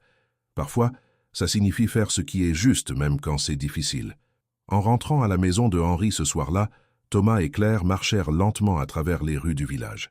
C'était une nuit claire, les étoiles brillant au-dessus d'eux. « Tu sais, dit Claire, je pensais que revenir ici serait douloureux, que tous les souvenirs de ma dispute avec papa me hantraient, mais au lieu de ça, je me sens en paix. Parce que tu as finalement compris ce qu'il essayait de te dire, dit Thomas. Oui, et parce que j'ai réalisé que l'histoire de Marie-Anne n'est pas seulement son histoire, c'est notre histoire à tous. C'est l'histoire de chaque personne qui a dû faire un choix impossible entre loyauté et conscience, entre ce qui est attendu et ce qui est juste. Elle s'arrêta et regarda vers la colline où la maison Beaumont se dressait, maintenant illuminée pour les visites nocturnes. Papa a passé 40 ans à chercher cette histoire, et maintenant elle vit, elle inspire, elle enseigne. Je pense qu'il n'aurait pas pu rêver d'un meilleur résultat. L'histoire de Marie-Anne de Beaumont avait finalement trouvé sa place dans le monde. Plus un secret honteux à cacher, mais une leçon de courage moral à partager. Et pour Thomas et Claire, c'était aussi une réconciliation, avec le passé, avec Henri et avec la complexité de l'histoire familiale. Mais il restait encore une chose à faire. 2 ans après l'ouverture du musée Beaumont, Thomas décida de s'installer de façon permanente à Saint-Aubert. Il avait vendu son appartement à Paris et transformé la maison de son grand-père Henri en sa résidence principale. Claire venait le visiter régulièrement, et leur relation, fracturée pendant 20 ans par le secret de Marie-Anne, était maintenant plus forte que jamais. Thomas était devenu le directeur non officiel du musée, travaillant avec la municipalité pour organiser des événements, des conférences, des ateliers éducatifs. L'histoire de Marie-Anne était devenue connue bien au-delà de Saint-Aubert. Des historiens venaient de toute l'Europe pour étudier les documents. Des étudiants écrivaient des thèses sur elle. Elle était devenue un symbole de courage moral et de conscience individuelle. Un jour de printemps 2021, Thomas travaillait dans le jardin de Henri, son jardin maintenant, quand il remarqua quelque chose d'inhabituel. Le rosier blanc qu'il avait planté en mémoire de son grand-père avait poussé de façon extraordinaire. Il était maintenant presque aussi grand que lui, couvert de dizaines de roses blanches parfaites. En taillant le rosier, Thomas remarqua quelque chose à sa base. La terre avait été légèrement dérangée, comme si quelque chose avait été enterré récemment. Son cœur commença à battre plus vite. Pas encore, pensa-t-il. Il ne peut pas y avoir encore quelque chose. Mais bien sûr, il devait vérifier. Il creusa soigneusement autour des racines du rosier et trouva une petite boîte en métal, similaire à celle qui contenait le journal de Henri, mais plus petite. Elle n'était pas rouillée, ce qui signifiait qu'elle avait été enterrée récemment. Thomas l'ouvrit et trouva à l'intérieur une lettre, écrite de la main de son grand-père. La date en haut était le 14 juillet 2008, juste quelques mois avant la mort d'Henri. « Mon cher Thomas, si tu lis ceci, cela signifie que tu as trouvé la clé et découvert le secret de Marie-Anne. Cela signifie aussi que tu as probablement réussi là où j'ai échoué, réconcilier ta mère avec cette histoire. Je t'écris cette lettre maintenant, alors que je suis vieux et malade, sachant que je n'ai plus beaucoup de temps. Je l'enterre ici, sous le rosier que je vais planter en ton honneur, espérant qu'un jour tu la trouveras.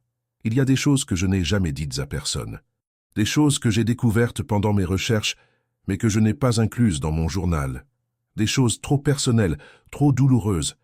Tu vois, Thomas, je n'ai pas commencé mes recherches sur Marie-Anne par curiosité historique. J'ai commencé parce que j'avais besoin de comprendre quelque chose sur moi-même. Ton arrière-grand-mère, la mère de ta mère, était une femme merveilleuse. Je l'ai aimée profondément. Mais notre mariage n'était pas parfait. Nous avons eu des moments difficiles, des périodes où nous nous sommes éloignés l'un de l'autre. À un moment, pendant une période particulièrement difficile, j'ai eu une liaison. Ce n'était pas quelque chose dont j'étais fier. J'ai mis fin à cette liaison et j'ai choisi de rester avec ma femme, de reconstruire notre mariage. Et nous l'avons fait.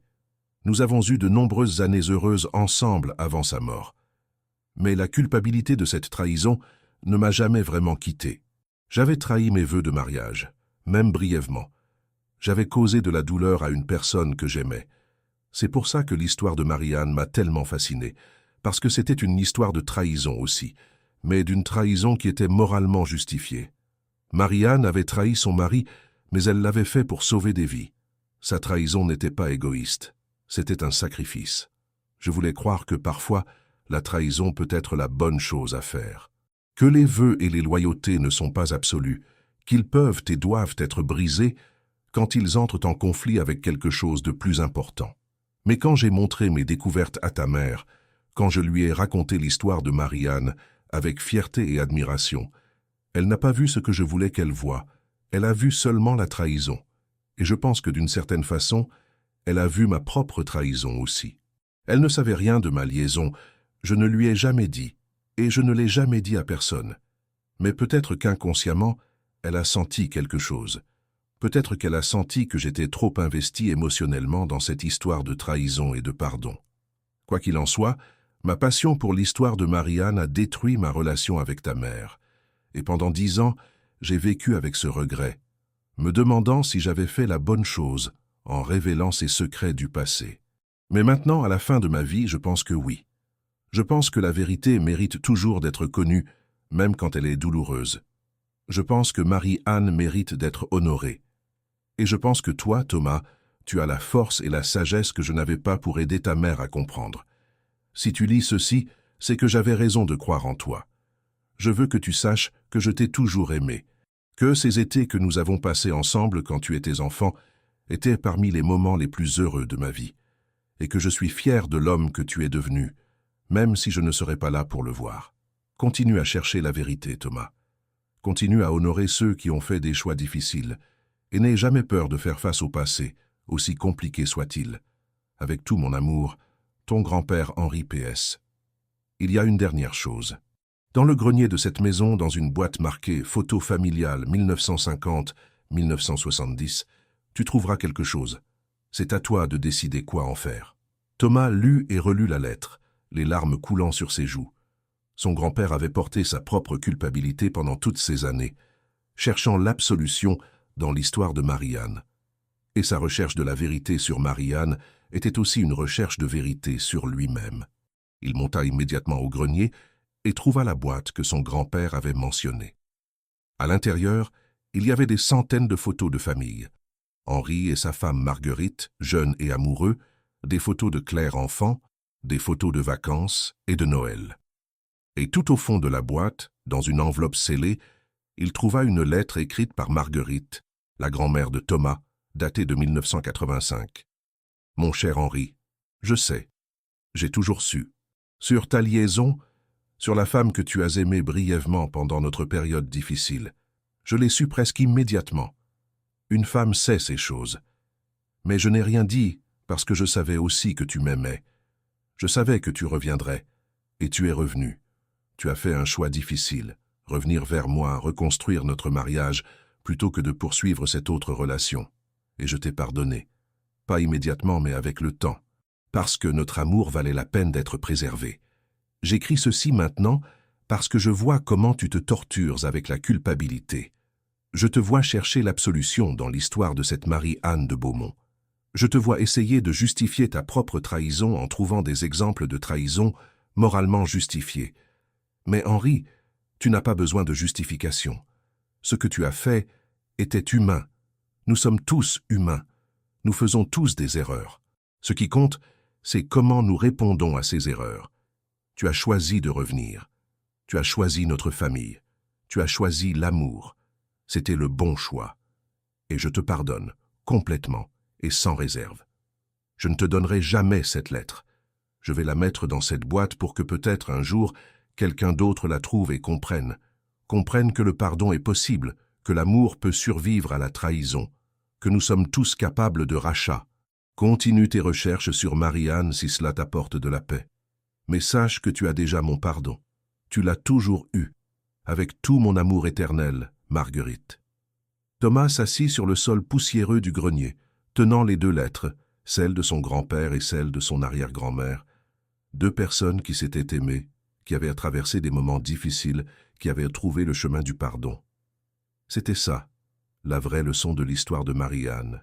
Pas juste qu'elle avait eu le courage de faire ce qui était juste, mais aussi que les erreurs, les trahisons, les choix difficiles, tout cela faisait partie de l'expérience humaine, et que le pardon, la rédemption, l'amour, c'était aussi possible.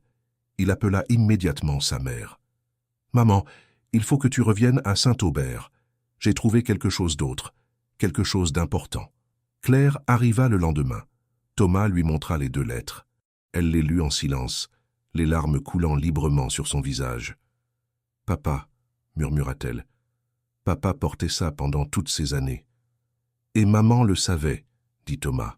« Elle savait, et elle lui avait pardonné, mais grand-père ne savait pas qu'elle savait. »« Tout ce temps, » dit Claire, « je pensais qu'il était obsédé par Marie-Anne à cause de l'histoire, de la noblesse, de la découverte académique, mais c'était personnel, c'était sur lui, et sur grand-mère, sur leur amour, sur leur capacité à surmonter la trahison et à construire quelque chose de beau ensemble.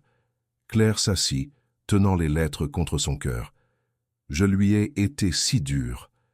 Quand il m'a montré l'histoire de Marie-Anne, quand il voulait que j'admire sa trahison de Jacques, je ne comprenais pas qu'il parlait vraiment de lui-même, qu'il cherchait mon pardon aussi.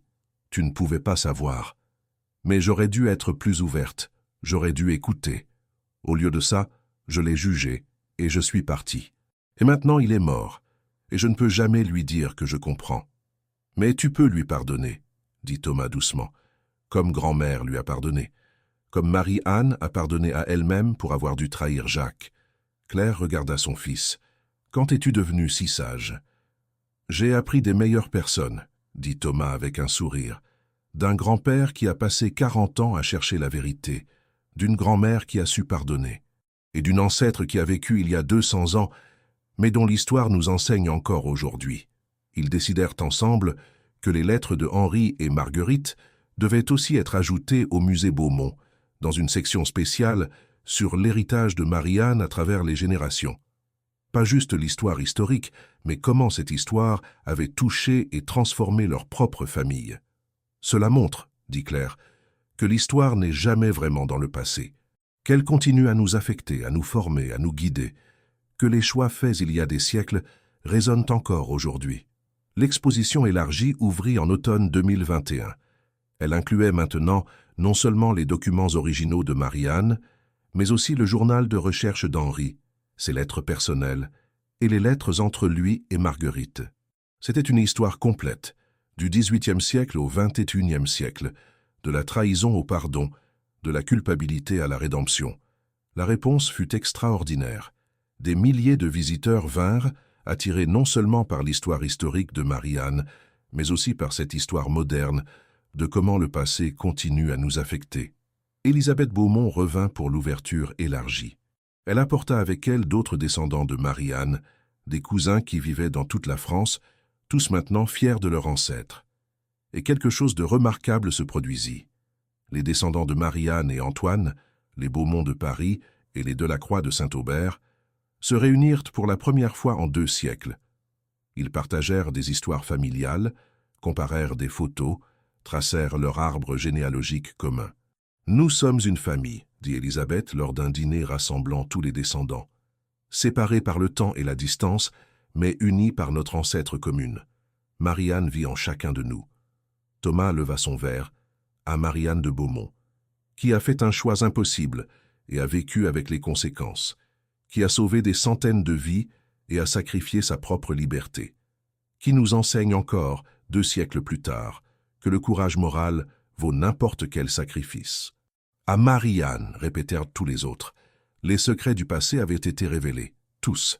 De Marie-Anne et sa trahison justifiée, à Henri et sa propre culpabilité, à Marguerite et son pardon silencieux.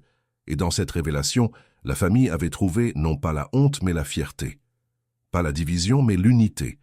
L'histoire de la clé cachée dans le jardin était presque terminée. L'histoire de Marie-Anne de Beaumont et de la famille Delacroix devint de plus en plus connue au fil des années. Des livres furent écrits, des documentaires tournés, des articles universitaires publiés. Le musée Beaumont devint une destination touristique importante, attirant des visiteurs du monde entier. Mais pour Thomas, l'impact le plus significatif n'était pas dans les chiffres de visiteurs ou la couverture médiatique. C'était dans les lettres qu'il recevait. Des lettres de gens qui avaient visité le musée et avaient été touchés par l'histoire. Une femme écrivit qu'elle avait été dans une relation abusive pendant des années, mais que l'histoire de Marie-Anne lui avait donné le courage de partir. Si Marie-Anne pouvait trahir son mari pour sauver des vies, je peux trahir le mien pour sauver la mienne, écrivait-elle. Un homme écrivit qu'il portait la culpabilité d'avoir dénoncé son frère pour fraude financière, une dénonciation qui avait détruit sa famille. Mais l'histoire de Marie-Anne m'a fait comprendre que parfois, faire ce qui est juste signifie trahir ceux qu'on aime, et que ce choix, aussi douloureux soit-il, peut être le bon. Une enseignante écrivit qu'elle utilisait l'histoire de Marie-Anne dans ses cours d'éthique, demandant à ses étudiants de débattre « Est-il jamais justifié de trahir quelqu'un pour un bien supérieur ?» Les discussions étaient passionnées et complexes, exactement comme elles devaient l'être. Thomas conservait toutes ces lettres dans un dossier spécial. Elle lui rappelait que l'histoire de Marie-Anne n'était pas juste une curiosité historique. C'était une leçon vivante, pertinente, qui continuait à guider les gens dans leurs propres choix moraux difficiles. En 2023, 5 ans après qu'il ait trouvé la clé dans le jardin, Thomas reçut une lettre particulièrement touchante. Elle venait d'une jeune femme nommée Sophie qui écrivait « Cher Monsieur Delacroix, je vous écris pour vous remercier pour votre travail en préservant l'histoire de Marie-Anne de Beaumont. Mon histoire n'est pas aussi dramatique que la sienne, mais elle m'a aidé quand même. Je suis médecin et il y a 6 mois, j'ai découvert qu'un de mes collègues falsifiait des dossiers médicaux pour couvrir ses erreurs. Des patients avaient été mis en danger à cause de ces mensonges. Je savais que je devais le signaler, mais c'était mon ami. Nous avions étudié ensemble, travaillé ensemble pendant des années. J'ai lutté avec cette décision pendant des semaines. Puis, j'ai visité votre musée. J'ai lu les lettres de Marie-Anne, où elle décrivait sa lutte avec la décision de dénoncer son mari. Comment elle savait que c'était la bonne chose à faire, mais comment c'était aussi la chose la plus difficile qu'elle ait jamais faite. Son courage m'a donné le courage. J'ai signalé mon collègue. Notre amitié est détruite. Beaucoup de gens dans l'hôpital me voient comme une traîtresse. Mais je sais que j'ai fait ce qui était juste, et je peux vivre avec ça. Merci de m'avoir montré que parfois, le courage moral signifie faire des choix qui nous coûtent cher personnellement, que la loyauté envers une personne ne peut pas être plus importante que notre responsabilité envers le bien. Avec gratitude, Sophie. Thomas montra cette lettre à Claire lors de sa visite suivante. Elle l'a lue avec des larmes dans les yeux. « C'est pour ça que papa a fait tout ça, » dit-elle. « Pas juste pour l'histoire, mais pour les leçons que cette histoire enseigne. » Et maintenant, dit Thomas, ces leçons continuent à enseigner. Des siècles après la mort de Marie-Anne, elle aide encore les gens à faire des choix difficiles. Ils étaient assis dans le jardin où tout avait commencé avec une bêche heurtant une boîte métallique. Le rosier blanc planté en mémoire de Henri était maintenant magnifique, couvert de fleurs chaque printemps. Claire avait planté d'autres rosiers à côté, un rouge pour Marguerite, un jaune pour Marie-Anne, un rose pour Antoine. « Tu sais, dit Claire, je pense souvent à ce qu'aurait été notre vie si tu n'avais jamais trouvé cette clé. Si elle était restée enterrée ici, oubliée. Grand-père et toi seriez toujours séparés, dit Thomas. L'histoire de Marie-Anne serait restée un secret. Et toutes ces personnes qui ont été touchées par son histoire n'auraient jamais su. Donc un moment de hasard, ta bêche heurtant cette boîte, a changé tout ça. Était-ce vraiment le hasard ? Demanda Thomas. Ou est-ce que grand-père savait que je la trouverais? Il a écrit dans sa lettre qu'il croyait en moi, qu'il pensait que j'aurais la force de faire ce qu'il n'avait pas pu faire. Peut-être qu'il l'a enterrée exprès là où tu la trouverais, si tu nettoyais le jardin, dit Claire pensivement. Peut-être que c'était son dernier cadeau pour toi et pour moi. Son dernier cadeau pour nous tous, corrigea Thomas. Pour toi, pour moi, pour le village, pour tous ceux qui ont été touchés par l'histoire de Marie-Anne. Ils restèrent assis en silence pendant un moment, appréciant la paix du jardin. Puis Claire dit « Il y a quelque chose que je veux te dire, quelque chose que je n'ai dit à personne. » « Quoi ? Quand ton père est mort dans cet accident de voiture, il y a eu des rumeurs. Certaines personnes ont suggéré que ce n'était peut-être pas un accident, que j'avais pu saboter sa voiture. » Thomas la regarda, choqué. « Maman, tu n'as pas... » « Non, bien sûr que non, » dit Claire fermement. « C'était vraiment un accident. Mais le fait que les gens aient même pensé ça, que j'aurais pu être capable de ça, ça m'a terrifié. Parce qu'une petite partie de moi se demandait, si j'en avais eu l'opportunité, si j'avais su que je ne serais jamais découverte, est-ce que je l'aurais fait? Est-ce que j'aurais tué ton père pour nous libérer de lui? Maman, je ne l'aurais pas fait, continua Claire. Même dans mes pires moments, je n'aurais pas pu. Mais le fait que la question se soit même posée dans mon esprit, ça m'a fait peur de moi-même. Et c'est pour ça que quand papa m'a montré l'histoire de Marie-Anne, quand il a voulu que j'admire une femme qui avait envoyé son mari à la mort, je ne pouvais pas. Parce que j'avais peur de voir trop de moi-même en elle. Thomas prit la main de sa mère. Mais tu n'as rien fait. C'est ça qui compte. Marie-Anne a agi pour sauver des vies. Toi, tu as choisi de partir, de divorcer, de faire les choses légalement et moralement. Tu n'as pas besoin d'avoir honte de tes pensées. Nous avons tous des pensées sombres parfois. Ce qui compte, c'est nos actions.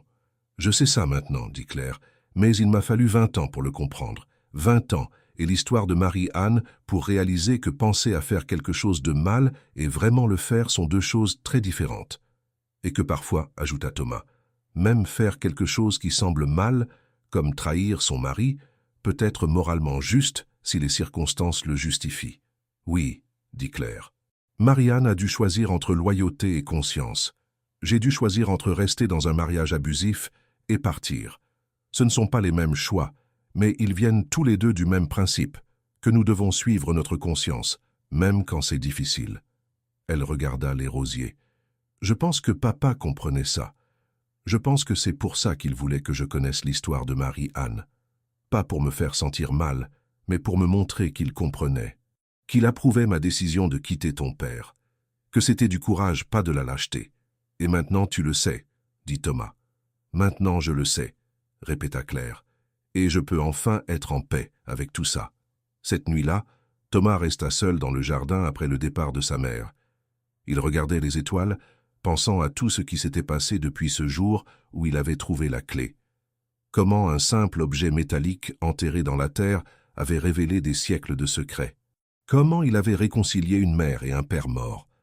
Comment il avait restauré l'honneur d'une femme morte depuis longtemps. Et il pensa à son grand-père Henri, qui avait passé 40 ans de sa vie à chercher la vérité. Henri n'avait jamais vu le musée, n'avait jamais su que son travail serait finalement reconnu et célébré. Il était mort en pensant qu'il avait échoué, qu'il avait détruit sa relation avec sa fille pour rien. « Mais tu n'as pas échoué, grand-père, » murmura Thomas dans la nuit. « Tu as réussi. Tu as trouvé la vérité et maintenant cette vérité change des vies. Maman te pardonne. Grand-mère t'avait déjà pardonné. Et Marie-Anne, je pense que Marie-Anne te remercie, où qu'elle soit, pour avoir finalement raconté son histoire. » Le vent souffla doucement à travers le jardin, faisant frémir les pétales des rosiers. Et pour un moment, Thomas aurait juré qu'il sentait une présence, pas menaçante, mais réconfortante. Comme si Henri et Marguerite et Marie-Anne étaient tous là, veillant sur lui, approuvant ce qu'il avait fait. Le jardin où tout avait commencé était maintenant un lieu de paix et de mémoire. Les rosiers plantés en l'honneur des morts fleurissaient chaque année, symbole vivant de comment le passé et le présent sont entrelacés. Et Thomas savait que son travail n'était pas encore terminé. En 2024, 6 ans après la découverte de la clé, le musée Beaumont organisa un événement spécial, une cérémonie commémorant le 225e anniversaire de la dénonciation de Jacques de Beaumont par Marie-Anne. C'était une date symbolique, un quart de millénaire depuis que Marie-Anne avait fait son choix courageux. Des centaines de personnes vinrent pour l'événement. Les descendants de Marie-Anne et Antoine, maintenant une famille élargie comptant plus de 100 personnes réparties dans toute la France. Les habitants de Saint-Aubert, dont beaucoup descendaient des gens que Marie-Anne avait sauvés. Des historiens, des journalistes, des étudiants. Et même quelques représentants du gouvernement, reconnaissant l'importance historique de la découverte. Thomas donna un discours lors de la cérémonie. Il se tenait devant la maison Beaumont, maintenant magnifiquement restaurée, et regardait la foule rassemblée. « Il y a 6 ans, commença-t-il, j'étais ici pour vider la maison de mon grand-père après sa mort. J'étais amer et confus. Ma mère avait refusé de venir, refusé de parler de son père, et je ne comprenais pas pourquoi. Tout ce que je voulais, c'était comprendre ce qui s'était passé. Pourquoi ma famille était si divisée? Pourquoi il y avait tant de secrets? Il leva la clé en fer forgé, la clé originale qui avait ouvert la pièce secrète. Elle était maintenant dans un étui de verre, mais il l'avait sortie pour la cérémonie. Cette clé a ouvert bien plus qu'une porte. Elle a ouvert le passé. Elle a révélé des secrets vieux de plus de 2 siècles. Et en révélant ces secrets, elle a guéri ma famille. Il regarda Claire dans la foule, qui souriait avec des larmes dans les yeux. Mon grand-père Henri a passé 40 ans à chercher la vérité sur Marie-Anne de Beaumont. Il est mort en pensant que cette recherche avait été une erreur, qu'elle avait détruit sa relation avec sa fille. Mais il avait tort. Sa recherche n'était pas une erreur. C'était nécessaire. Parce que la vérité, même quand elle est difficile, même quand elle révèle des choses inconfortables, est toujours meilleure que le mensonge. Marie-Anne de Beaumont a fait un choix impossible. Elle a trahi son mari pour sauver des centaines de vies innocentes. Et puis elle a vécu avec ce choix pendant 65 ans, cachée dans une pièce secrète, paralysée par la culpabilité et la peur. Mais Marie-Anne n'avait pas besoin de porter cette culpabilité, parce qu'elle avait fait ce qui était juste. Elle avait choisi la conscience au-delà de la loyauté. Elle avait choisi la vie au-delà du devoir, et c'était le choix courageux. Thomas se tourna vers la maison derrière lui. Dans cette maison, Marie-Anne a vécu et est morte, mais son histoire ne s'est pas terminée avec sa mort.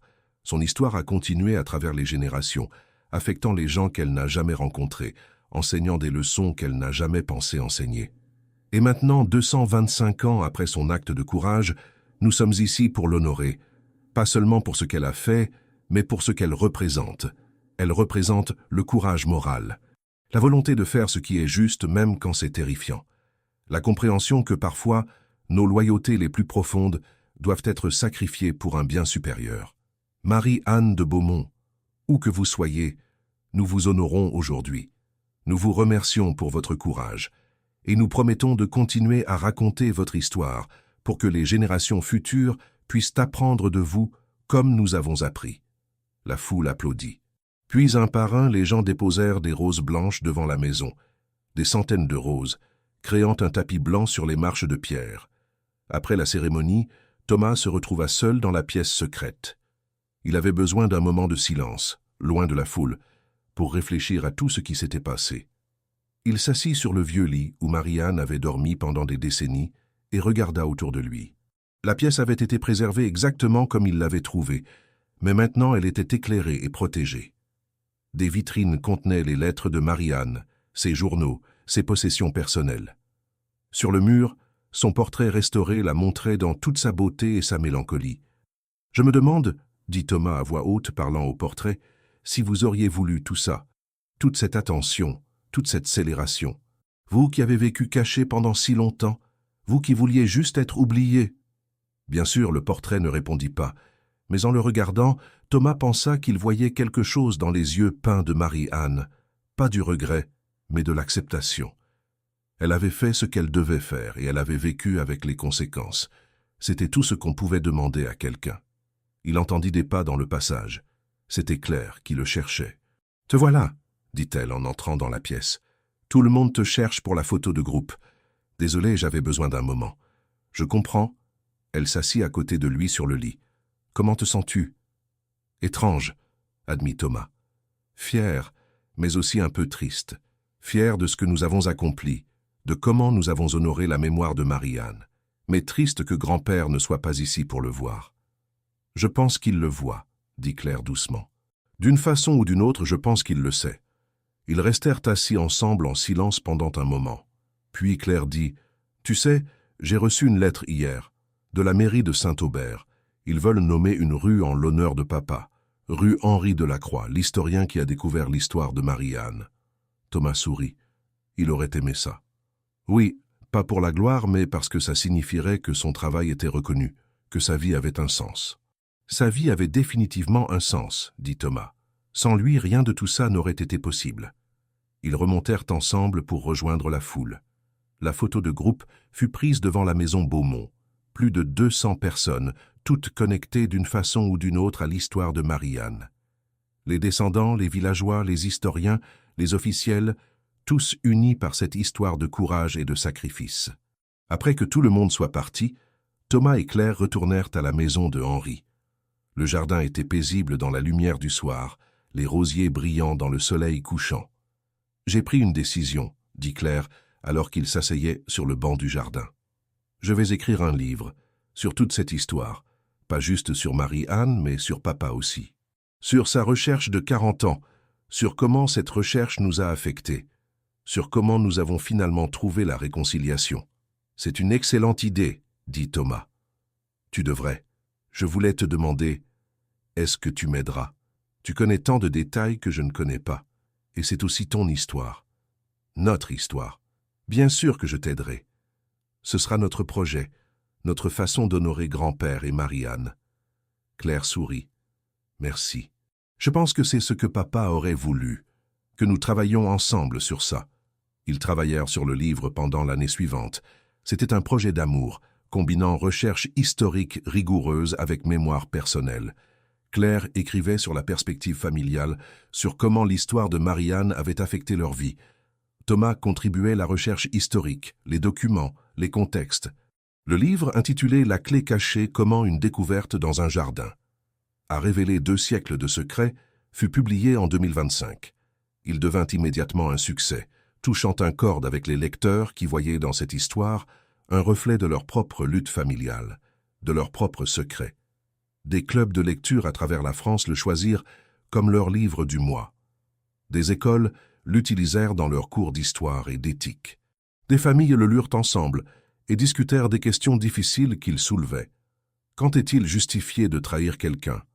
Comment vivons-nous avec les conséquences de nos choix? Comment trouvons-nous le pardon? Et dans chaque exemplaire vendu, dans chaque discussion provoquée, Thomas et Claire sentaient que Henri vivait encore, que son travail continuait, que sa quête de vérité résonnait encore, des années après sa mort.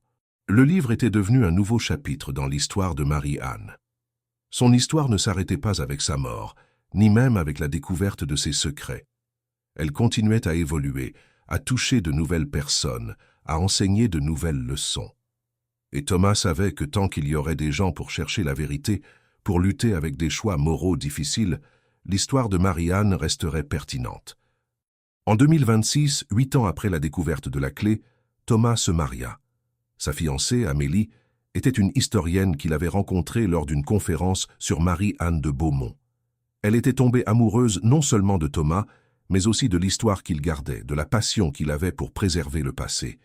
Le mariage eut lieu dans le jardin de la maison de Henri, le jardin où tout avait commencé. Claire était là, bien sûr, rayonnante de fierté. Élisabeth Beaumont vint de Paris avec une délégation de descendants. Les villageois de Saint-Aubert remplirent le jardin, célébrant l'un des leurs. Mais la présence la plus significative était symbolique.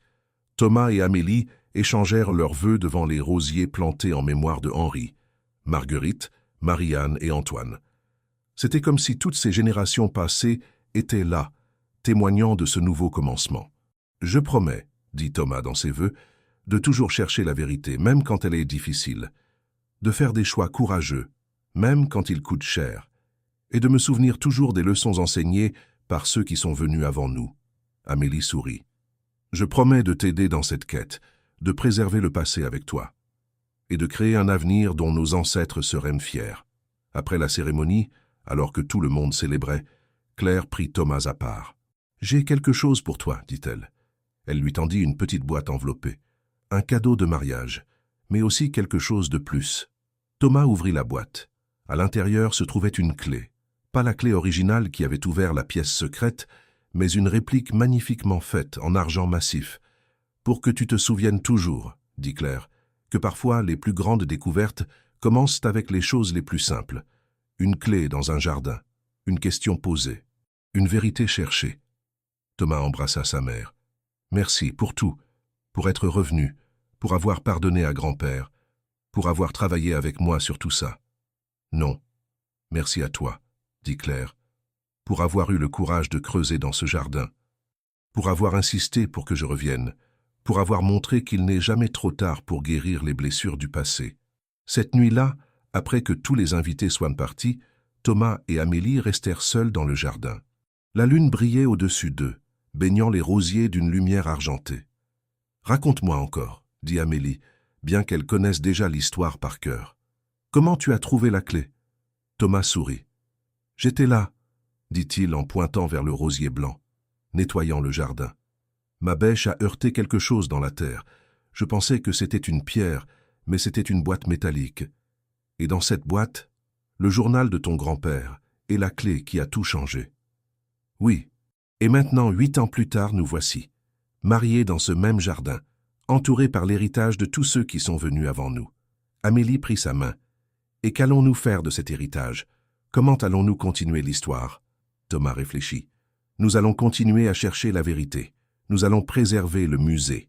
Nous allons enseigner aux nouvelles générations les leçons de Marie-Anne. Et peut-être un jour nous aurons nos propres enfants à qui transmettre cette histoire. »« Nos enfants, » répéta Amélie avec un sourire. « J'aime le son de ça. » 1 an plus tard, en 2027, Amélie donna naissance à une fille. Sans hésitation, ils la nommèrent Marie, en l'honneur de Marie-Anne de Beaumont. Claire pleura de joie en tenant sa petite fille pour la première fois.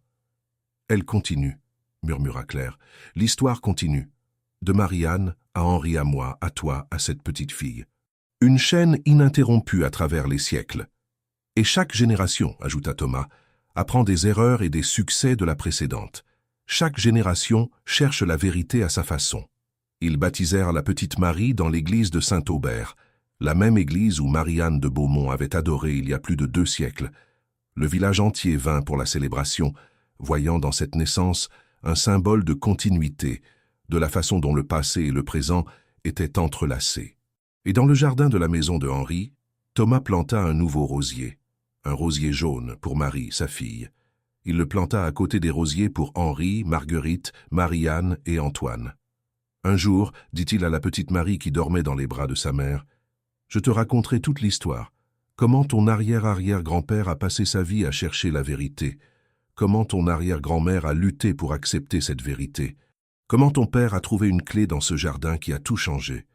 Et comment ton nom vient d'une femme remarquable qui a vécu il y a plus de 200 ans, mais dont le courage nous inspire encore. » Les années passèrent. La petite Marie grandit, courant dans le même jardin où son père avait trouvé la clé. Elle apprit à lire en déchiffrant les vieilles lettres de Marie-Anne de Beaumont exposées dans le musée. Elle écouta avec fascination les histoires que son père et sa grand-mère lui racontaient sur la famille. Et quand elle eut 10 ans, Thomas l'emmena dans la pièce secrète de la maison Beaumont. C'était sa première visite. Il avait attendu qu'elle soit assez grande pour comprendre vraiment l'importance de ce qu'elle allait voir. « C'est ici, » dit-il en descendant les marches avec elle, « que Marie-Anne a vécu pendant 65 ans. C'est ici qu'elle a écrit les lettres que nous avons lues. C'est ici qu'elle a lutté avec sa conscience, avec sa culpabilité, avec son choix. » Marie regarda autour d'elle avec émerveillement. Elle devait être très seule.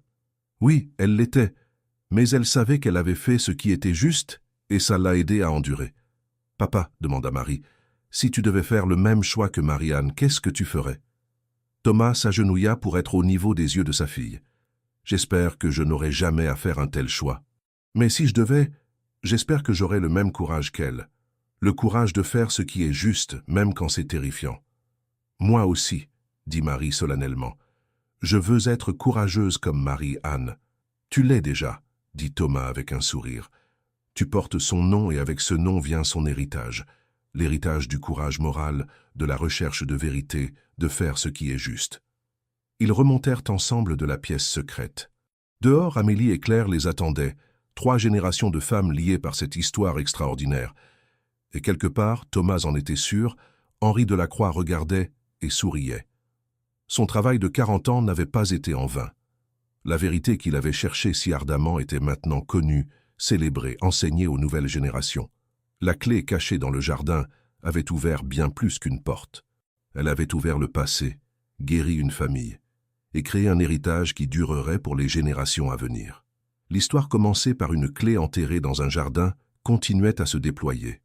De Marie-Anne à Henri, à Claire à Thomas, à la petite Marie. Chaque génération ajoutait son propre chapitre. Et tant qu'il y aurait des Delacroix pour chercher la vérité et honorer le passé, l'histoire ne s'arrêterait jamais. 10 ans après avoir trouvé la clé, en 2028, Thomas organisait un événement spécial au musée Beaumont. C'était une réunion de tous ceux qui avaient été touchés par l'histoire de Marie-Anne au cours de la dernière décennie. Sophie, la médecin qui avait écrit à Thomas après avoir dénoncé son collègue, était là. Elle était maintenant chef du département d'éthique médicale dans son hôpital, enseignant aux jeunes médecins l'importance du courage moral. La femme qui avait quitté son mari abusif était là aussi, maintenant remariée et heureuse, travaillant dans un refuge pour femmes battues, utilisant l'histoire de Marie-Anne pour inspirer d'autres femmes à trouver le courage de partir. L'homme qui avait dénoncé son frère pour fraude était là, réconcilié maintenant avec sa famille, après des années de thérapie et de dialogue. Des dizaines d'autres vinrent, des enseignants qui utilisaient l'histoire dans leur classe, des écrivains qui s'en étaient inspirés, des historiens qui l'étudiaient, des gens ordinaires qui avaient été touchés d'une façon ou d'une autre. Et bien sûr, la famille était là. Claire, maintenant âgée mais toujours vibrante, Élisabeth Beaumont et les autres descendants, Amélie et la petite Marie, maintenant 11 ans, tous rassemblés dans la maison où Marie-Anne avait vécu et était morte. Tommy donna un discours dans la pièce secrète, transformée pour l'occasion en salle de conférence, avec des chaises pour tout le monde. Il y a 10 ans, commença-t-il, j'ai trouvé une clé dans un jardin. C'était une découverte simple, un objet métallique dans la terre. Mais cette clé a ouvert quelque chose de bien plus grand qu'une porte. Elle a ouvert une histoire qui avait été cachée pendant plus de 2 siècles. L'histoire de Marie-Anne de Beaumont est une histoire de courage moral, de faire ce qui est juste même quand c'est terrifiant, de vivre avec les conséquences de nos choix, et de comment la vérité, même longtemps cachée, finit toujours par émerger. Mais ce n'est pas seulement l'histoire de Marie-Anne, c'est aussi l'histoire de mon grand-père Henri, qui a passé 40 ans à chercher la vérité. C'est l'histoire de ma mère Claire, qui a dû faire face à des vérités difficiles sur notre famille. C'est mon histoire, de comment j'ai appris que le passé n'est jamais vraiment passé. Et c'est votre histoire à tous, chacun de vous qui avez été touché par cette histoire, qui avez appris d'elle, qui avez été inspiré par elle. Il regarda autour de lui, voyant tous ces visages, jeunes et vieux, hommes et femmes, des gens de toutes origines et tout milieu de vie. Marie-Anne a écrit dans sa dernière lettre qu'elle espérait que ses descendants porteraient son héritage avec fierté, que nous ferions les choix difficiles quand ils doivent être faits, que nous ne nous détournerions jamais de la vérité, aussi inconfortable soit-elle. En regardant autour de cette pièce, je vois que nous avons honoré son souhait. Chacun de vous, à votre façon, a fait des choix courageux. Chacun de vous a choisi la vérité au-delà du confort. Chacun de vous a porté l'héritage de Marie-Anne. Et maintenant, alors que nous regardons vers l'avenir, je veux vous poser une question. Comment allons-nous continuer cet héritage? Comment allons-nous nous assurer que l'histoire de Marie-Anne continue à inspirer les générations futures? Il y eut un moment de silence. Puis Sophie, la médecin, se leva. « Nous continuons à raconter l'histoire, dit-elle, à nos enfants, à nos étudiants, à quiconque écoutera. Nous ne laissons jamais cette histoire mourir. » La femme du refuge pour femmes battues se leva. « Nous continuons à faire des choix courageux. Nous montrons par nos actions que Marie-Anne n'était pas une exception, que le courage moral est possible pour nous tous. » L'homme qui avait dénoncé son frère se leva. « Nous pardonnons. Nous nous pardonnons pour nos propres erreurs et nous pardonnons aux autres les leurs, parce que c'est comme ça qu'on guérit. » Un par un, les gens se levèrent et parlèrent. Chacun partageait comment il continuerait l'héritage de Marie-Anne. Et Thomas sentit une vague d'émotions le submerger, de fierté, de gratitude, d'émerveillement devant comment une simple découverte dans un jardin avait mené à tout ça. Après l'événement, alors que le soleil se couchait sur Saint-Aubert, Thomas, Amélie, Claire et la petite Marie montèrent à la colline au-dessus du village. De là, ils pouvaient voir la maison Beaumont, maintenant éclairée dans le crépuscule, un phare de mémoire et de leçons apprises. « Grand-mère » demanda Marie, « est-ce que arrière-arrière-grand-père Henri aurait été heureux de voir tout ça ?» Claire sourit. « Oui, ma chérie, je pense qu'il aurait été extrêmement heureux. C'était tout ce qu'il voulait, que l'histoire de Marie-Anne soit connue, que son courage soit reconnu. Et est-ce que Marie-Anne serait heureuse ?» Thomas s'agenouilla à côté de sa fille. « Je pense qu'elle serait soulagée. Elle a vécu tant d'années portant la culpabilité de ce qu'elle avait fait. Mais maintenant, plus de 200 ans plus tard, nous comprenons. Nous savons qu'elle a fait ce qui était juste. Elle n'a plus à porter cette culpabilité. Donc, nous l'avons aidée, dit Marie. Même si elle est morte depuis longtemps, nous l'avons aidée. Oui, dit Amélie, c'est exactement ça. Nous l'avons aidée en racontant sa vraie histoire, en montrant qu'elle n'était pas une traîtresse, mais une héroïne. Ils restèrent sur la colline jusqu'à ce que les étoiles commencent à apparaître. Et Thomas pensa à tout le chemin parcouru depuis ce jour où il avait nettoyé le jardin de son grand-père. Il pensa à Henri, obsédé par sa recherche, ne sachant jamais qu'elle porterait tant de fruits. Il pensa à Marguerite, pardonnant silencieusement son mari, son pardon n'étant découvert que des décennies après sa mort. Il pensa à Claire, luttant pour accepter la vérité sur sa famille, finalement trouvant la paix. Il pensa à Marie-Anne, cachée pendant 65 ans, espérant que quelqu'un découvrirait sa vérité. Et il pensa à lui-même, un homme ordinaire qui avait fait une découverte extraordinaire et dont la vie avait été changée à jamais. « Papa, dit Marie, interrompant ses pensées. Quand je serai grande, je vais raconter cette histoire aussi, à mes enfants, et ils la raconteront à leurs enfants, pour que Marie-Anne ne soit jamais oubliée. C'est parfait, dit Thomas en l'embrassant. C'est exactement ce qu'elle aurait voulu. Ils redescendirent à la colline vers le village. Les lumières de Saint-Aubert brillaient dans le noir, chaleureuses et accueillantes. Ce village qui avait été sauvé il y a plus de 2 siècles par le courage d'une femme. Ce village qui honorait maintenant cette femme chaque jour.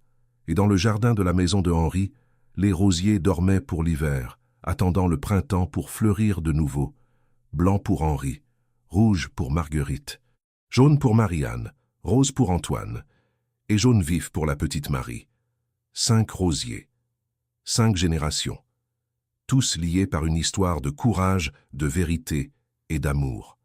La clé cachée dans le jardin avait révélé plus que des secrets. Elle avait révélé le meilleur de l'humanité, notre capacité à faire des choix difficiles, à chercher la vérité, à pardonner, à guérir et à continuer.